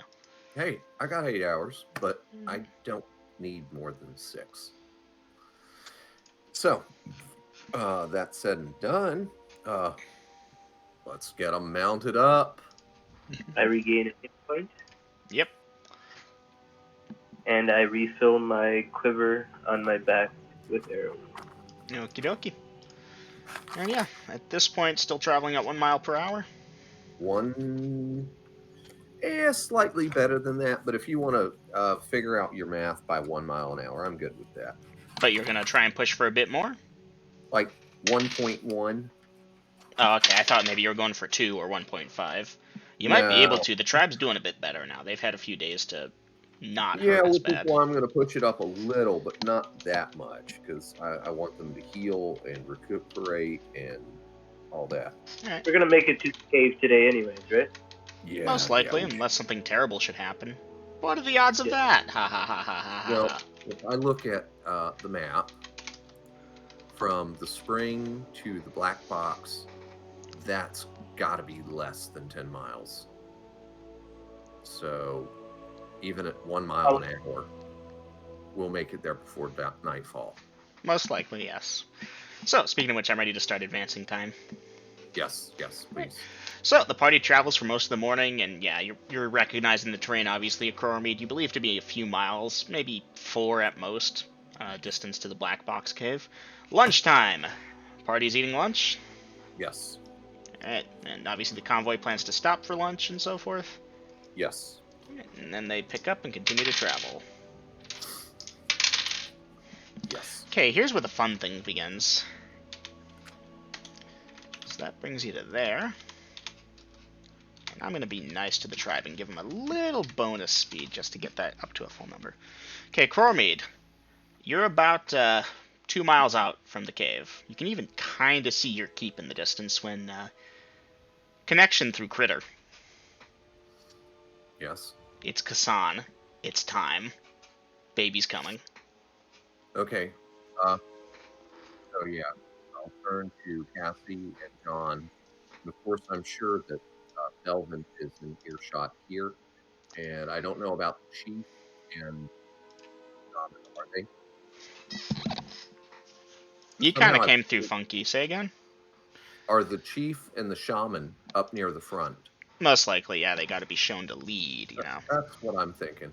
Okay, I'm then driving the cart with them in it, so if I can hear, they can hear. yeah. All right. Thing is, Cassie and John have been to the black box, Mm-hmm. and they know the way. Mm-hmm. So, real quick, I'm going to tell them, Kassan is due, and I'll holler over at the chief and the shaman. My woman brings my newest child into the world. I will return soon. These two know the way. And with that, me and Jaziel, poof, aiming Alright. for the roof of the keep. Alright, in a moment you will be poofed to the roof. The roofed. Okay, you're up on the roof of your keep. Velvin, yeah, we just split the party. Worst thing ever to do, but yeah. Cassie, John are gonna just, okay, you heard the boss man, let's go. And they're leading the orc tribe and you're following, I presume. We continue on. Yep, alright, so, back to you, Ecroromede. You're at the roof of your Okay. keep with Jaziel. Yeah, dismount. Nice ride, chap. And I'm going downstairs. And yeah. So Kassan gave birth on her own last time, but now we've got the two girls, and I'm here. Mm-hmm. Yeah, she So- deputized the two girls, gave them like a quick heads up, okay, it's gonna happen, get rags, get water. Yeah. Now the thing is, Ecroromede, girls, you know how long labor takes. It could take a while. It could be done in. Hey, you know what? Some women are fast. Mhm. Others take time. Well, I just rolled for Kassan. You're not in luck. It's gonna take time. But Okay. during all of it, she will be in, of course, the lovely agony that is childbirth. Yeah, as a father, I've been there for that, and Mhm. Yep. You're doing the best you can. The girls are freaked a little bit. You know, Chroma's still pretty young, but Volt's seen some things. This will definitely be both their first babies done. And at this point, Hugo. So, Hugo, you are on that wagon with that cleric as we discussed, and the keep is in sight. And the nightmare is out front. You know, that nightmare that he's reported to have. And it kind of looks at you funny as the wagon pulls up front and the cleric dismounts. Dom, you still here? Yeah, I'm here. Okay, so yeah. The cleric gives a short bow to the nightmare, keeping eyes locked on it. Hugo, you doing anything special at this time? Taking a close examination of the keep, but other than that, no, not really. Hugo with me, the cleric says. And he will then address Jaziel. Noble steed, I require to speak to your master. I assume he is within? Jaziel gives a tiny nod, and the cleric nods, and kind of cautiously walks over to the door. You're following with, I assume? Yes. Alright. And Ecroromede, there's a knock at the door. well, that's polite. Okay, what stage are we in? Is she kind of She's back? early. She's early. She's gonna be Okay. doing this for a while. Smasher, defend her, and all in this room. And I will go to the door and Alright. open. Alright, Hugo, you can start by introducing yourself. So Hugo is quarter troll, very, tall, How very tall? tall fellow. Being roughly 8 foot tall, Okay. wearing a mask that covers basically everything from like his nose down. Mm-hmm. He's wearing simple leather armor with a glaive on his back and a few hand axes on his waist. Pitch black eyes. Dude's unsettling, to say the least. He has a terrible charisma and comeliness score, which will become apparent even with the mask and such. The other figure there is a human male, about 5'8". He wears yellow robes, and he steeples his fingers and gives you a bow. And introduces himself as some cleric of Vernellus. As per Order of Temple and Vi's own wishes, she's moving her stuff over to Rinvera, and the temple has so graciously offered to get her familiar and her shit and get it out of your keep. Do you have any paperwork to this effect? Honestly, I didn't think you'd request that, but realistically, they would, Grills. Basically, just a Okay. sign note from Vi. Ecroromede, I'm moving out type deal. Can communicate, blah, blah, blah. So on and so forth. Okay. And he also has an No. itemized list from Vi stating the things that should be hers, so on and so forth. Okay, because, you know, there's this whole thing about that. I'm speaking off-world here. There's the whole thing about the toad and its treasure. Yeah. They can take the shiny glass and worthless crap, but the actual coins that thing is sitting on, that shit ain't going anywhere. Mm-hmm. As to be expected, Vi actually did account for that. The toad, Yeah, now, he can anything do that that. she's accounted for, like if she gave it coins, yeah, that'll go. Mm-hmm. And I will say very well, holy man, your timing is most opportune. Come with me. Hugo, as you know, he leads. He'll explain that Hugo here is an apprentice at the temple, just completed his own thing, and he very much wished to. He heard stories about Vi and the Mistwalker, saw her in the tournament. He was interested in perhaps assuming her place as an apprentice. You know, he's a valuable asset to the temple, if you're willing, of course. He is both trained in clerical magics as well as, you know, the magical magics. Yes, that's a word, magical magics. In that case, Hugo, I suggest you have a conversation with my noble steed, Jaziel, while I make use of this holy man, before I can accommodate you in this transportations. Now, this way, quickly. Right. The holy man, of course, you know, you'll lead him, he'll ask what it's about, and, oh, hey, pregnant woman. Yes, my woman is in labor. I believe clergy are most, as their role as healers and providers of medicine, and would be skilled somewhat more than I am at bringing a new life into the world. My skills are more in removing life from the world. So, yes, please. Normally, this is a thing that costs a fee, but in recognition to various services done for the temple, including some interesting items which will need to be discussed when you next come to the temple, a set of green metal bracelets and chains, but I know little about that. This one's on the house. I will need time to gather some spells, though. I have something to ease the pain and make labor relatively simple. Do you have a quiet room? I'll show him to a quiet room. Yeah, right. Like the storage room. Right. So, long story short, there is a spell from the Wizard Spell Compendium or Pre-Spell Compendium, I forget which. It does reduce labor. I'm giving it to this guy here because this is very helpful. And yeah, it doesn't like make it instantaneous and easy, but it should reduce a lot of the pain and discomfort. Applied, right. Done. Okay. At which point he's then gonna excuse himself to gather up Vi's things, and he will depart. It seems you've accepted Hugo, so I leave him in your care. Hugo. We shall see. May your day be knowledgeable. May yours be as well. Okay. So I am scribbling because Hugo is taking Vi's place, and Vi was, let me look at my sheet here. I'm on the correct page. So I will speak briefly with Hugo to ascertain that he is a holy man and a mage. That would be correct. Okay. Quarter, troll, male. Alright. Cleric, While we deal with mage. that, let me check this group. Yeah, I hate burning heads. And this is Dom's character. I'm trying, guys. I'm trying to keep I everything know. running smoothly. No, you're doing pretty good. It's just hectic for me because I was needed in multiple places Yeah. simultaneously. Yeah, I'm tell me doing about awesome. it. Giant poisonous frog. Ooh, I should totally use that. No. Where would you find a giant poisonous frog in the desert? It's like Well, Maybe it's giant poisonous toad. maybe. So Okay. yeah, no. Vice Toad goes, and it keeps one of the various shinies and so forth, but all the coins that should be yours go back to you. Ha ha ha.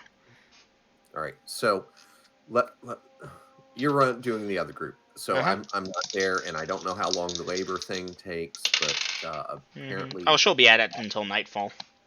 so I'm not going to be able to get back to them. So I'm kind of out of the loop at this point, and that's understandable. I just got to figure out my next course of action. So y'all go ahead without me. And Hugo, you're kind of out of the loop too, because I'm going to have to break you in on the gist of things. I'm going to run to All right. no That's a portal. non-encounter. Okay, Velvin, you lead the group, and yeah, they all make it to this cave thing. They start exploring, I assume, and Cassie, John kind of try and take command as best as possible. The orcs start setting up shop. They're gonna move wagons inside or off near the entrance and such. And lucky for them, the cave is currently empty. We're doing all of that. Mm-hmm. I'll try and stay close to Yelrin. Yalren is mostly just watching. She doesn't seem to be much for helping out. John, Cassie trying to help direct. The cave is big at some points, and there's this large central chamber and such, and the orcs will get guards and stuff up, and yeah. Velvin, that being said, are you going inside the cave at any point? Or standing guard outside? I know you're saying stick close to Yalrun, and she would have taken a poke inside. I would have taken a poke inside at the same time she would have, just to take a look. But then when we went inside, do we see that locked door that we were talking about yes. before? After a couple twists and turns, there is this large central chamber, and at the far end of it is this section of wall that's this glossy black metal about 10 feet square. And looking at it kind of sends a shiver down your spine. You've never seen anything quite like that. Black, you said? Yeah, glossy black metal of some kind. The orcs don't really use torches, but John's down there. He's got a torch helping direct and stuff. Cassie's got her thing. So you can kind of see the colors. Mm-hmm. Wow. Interesting. I've never seen anything like it. Yeah, Yalron seems particularly interested. She walks over, puts her hand on it, taps it with her fingernail. Huh. Interesting. Do you know what? I asked her, do you know what it is? Yeah, it's a sheet of black metal. She taps it again with her fingernail. Magical. Definitely magical. And then she starts asking Cassie John questions about it. Now, her charisma and calmness, kind of give her a pretty good thing on that check. And John does start answering some questions. Yeah, no, you'll hear kind of a story. So a while back, Ecroromede led his group when they were fresh-faced and accompanied by a couple other people. And he used a spell to make this thing, you could pass through it. And on the other end of it, there's some kind of dungeon that goes down for a bit. These rooms about 15 feet by 15 feet by 15 feet, full of skeletons and stuff. And yeah, the party cleared that as a dungeon because he was curious about it. This is a door? Kind of a section of wall. He had a spell he used, and it made it like waver, and you could pass through it. Huh. He said that there used to be trolls living in here. And Smells yeah, like it. for what it's worth, the chamber is strewn with bones here and there. The orcs start piling them up in the corner, basically. Whatever lived here, it ate a lot of bodies, because there are remains of all kinds of bodies everywhere. That just made me think about an out of character thing. A meme I seen the other day, a D&D meme. So it was a Venn diagram, and on one side was giants, and on the other side was strippers. Do you know what the Give being it- in the middle was? What's the thing in the middle? Strippers? What? Grinding men's bones to make their bread. Ouch. Alright. So yeah, that's the orc tribe doing that. They do make it before dark, obviously. They start setting up. The chamber should be big enough for them. That being said, the healthy menfolk are going to be closer outside in case something attacks in the night.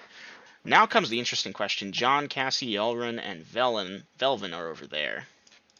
Meanwhile, Ecroromede and Hugo are over at the keep.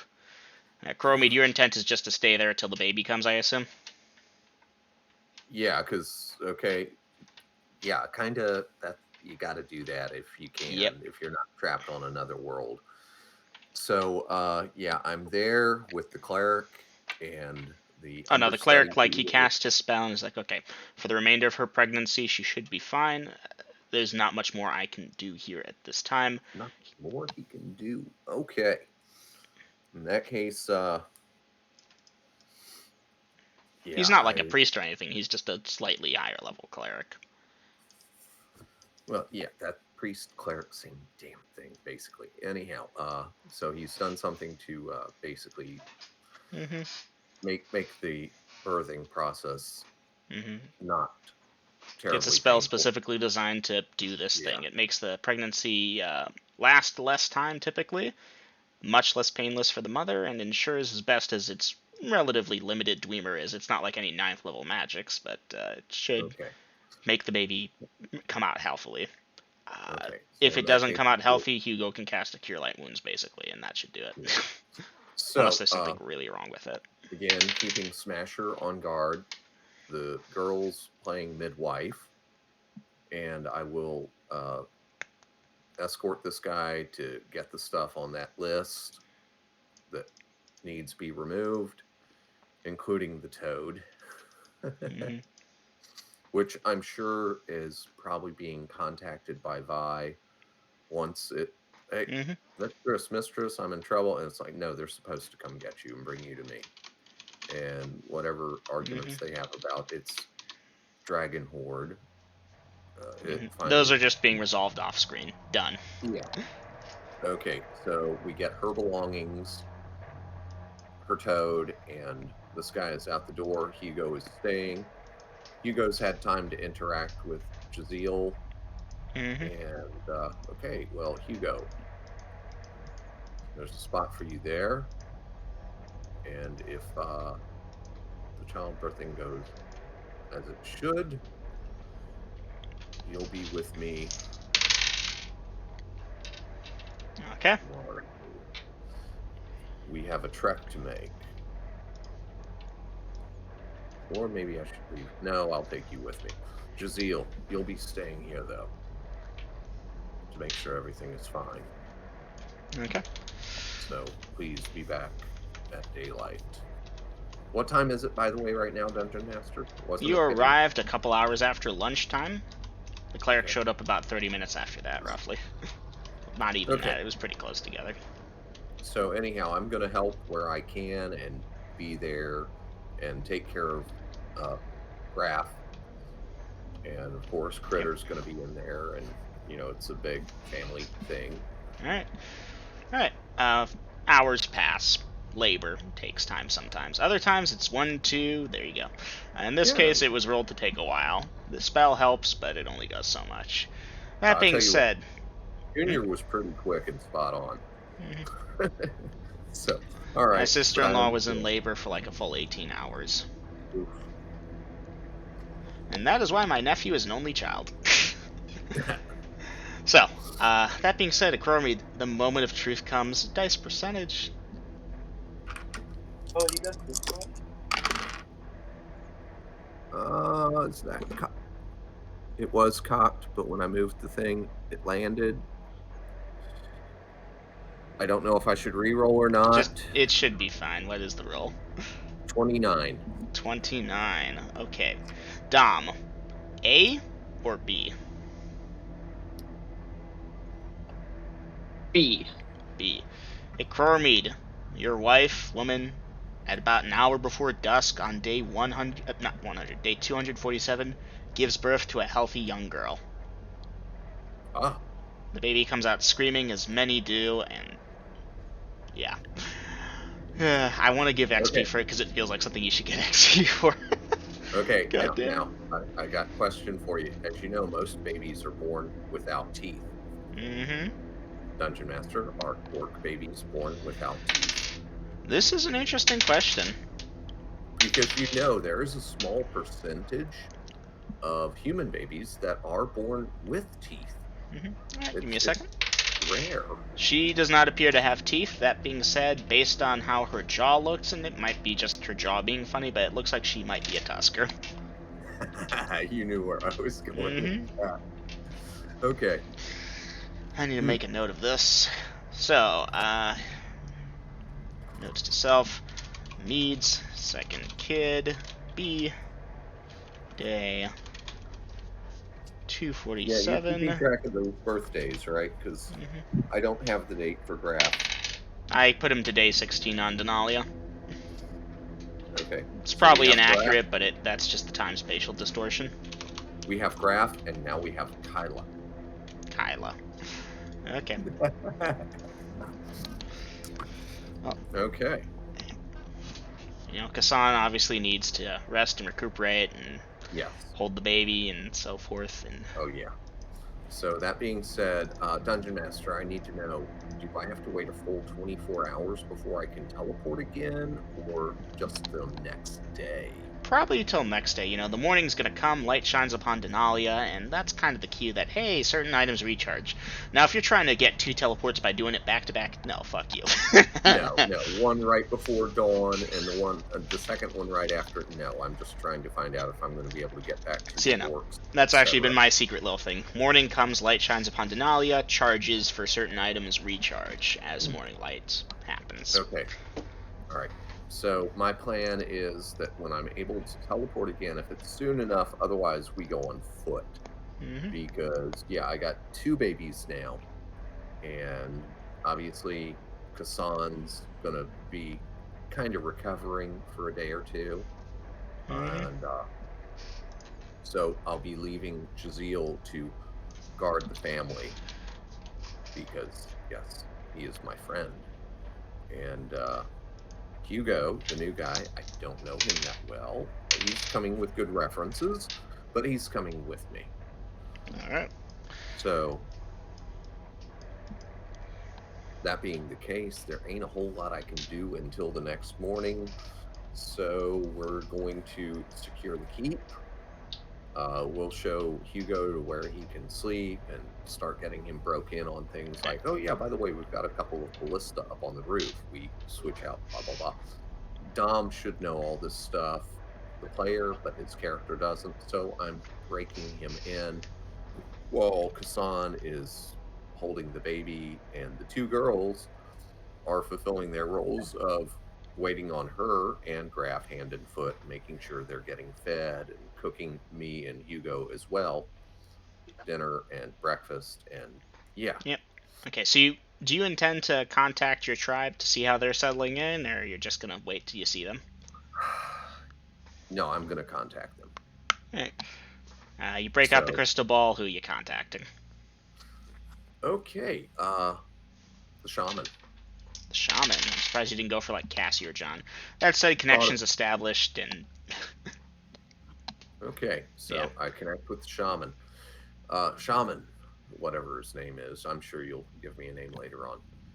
How goes it? Has the tribe been settled in to the cave? tribe arrived, settling into the cave. It's a bit cramped because, don't get me wrong, it's a big cave, but there are 350 of them now, roughly. Lost a Okay. few on the way in, All right. and this place is full of bones. Yes. There is that black metal door that I will need to resolve for the additional space. And the pretty woman, she seemed incredibly interested in it, along with the dark elf. Anyhow, I will be there on the morrow. Are the horses and supplies secured as well as the tribe? Yeah, your minions took care of that. The horses and such we are currently leaving inside the cave in one of the side passages. The tribe's for the most part in the central thing. We have warriors outside the cave now. Not too much we can do with the catapults where it is now. We'll have to find something. We will build swivels for them to rest upon for the tribe's defense. Or Not as put expansive wheels of a on them. cave, but we did bring our mining tools. We'll start making it our own soon enough. Try mining around the black metal to see if you can get access into the spaces below. Right. I do not know how extensive that is. I can bypass the metal, but it reseals after a bit of time. Alright. Any further questions, requests, orders, commands, so on and so forth? Oh, that's no. Not at this time. Alright. Go back to, and I trust we did not lose any others. Nope. Uneventful travel. This is good. Very well. I'll be leaving some of the horses and wagons with the tribe. And at times we will make supply runs to the man city of Rindera. But that's for another day. Gods be with you, shaman. And I'll close the connection. And obviously he wishes it back to you, so on and so forth. Alright. Party, it's a little bit before usual, but I'm feeling like this is a pretty decent stopping point. Okay. Day Fine with that. 247. At this time, it's going to be nightfall. Okay. Party is split. Come on. Mead and Hugo at the keep. Hassan gave birth. Which I need to look at map again. Cassie, Belvin, comma, y'all wrong. I'm gonna use my. Oh, damn it! I gave that to Junior. You know what? I gotta take measure right here. That's just under an inch, and that is an inch and a quarter. So we're only about 4 miles apart. From E-Keep to Black Box. That thing, that might not be the most accurate record, because I have it listed as 10, or it's possible my record is bullshit. Hey, I measured the distance at just under an inch. I think it was 4. I think that's just a typo on my thing. Okay. So 4 miles, even on foot, we should be able to cover that Yeah, I in an hour. So teleport's not really needed. Mm-hmm. That's their fault. Could have been All nice. right. Nice. Okay, that's good. So that way when morning arrives and I make sure that the family is okay, me and Hugo can set off on foot and we can make it there in less than an hour. And Dungeon Master, the only other thing I want to do is make sure that I have all of my spells back up. Oh, nice. And I think I'm only down 1 2nd level spell. Yes. I'm like, Alright, you should be able to get that before bed. Just put it into Yeah. 6 minutes. end of session. Okay. So Dungeon Master, that's going to be replacing that fire gout that I used with a Melf's acid arrow. Duly noted. Okay, let me think. Monsters in layer list. Skin flayers. Yeah, I was actually worried that something else had moved into that Yeah. cave. Mm-hmm. Oh, I checked for that. Good news is, if it's there, it's not there now. Okay. getting boxed out, you're your trash, your garbage. But it might be back.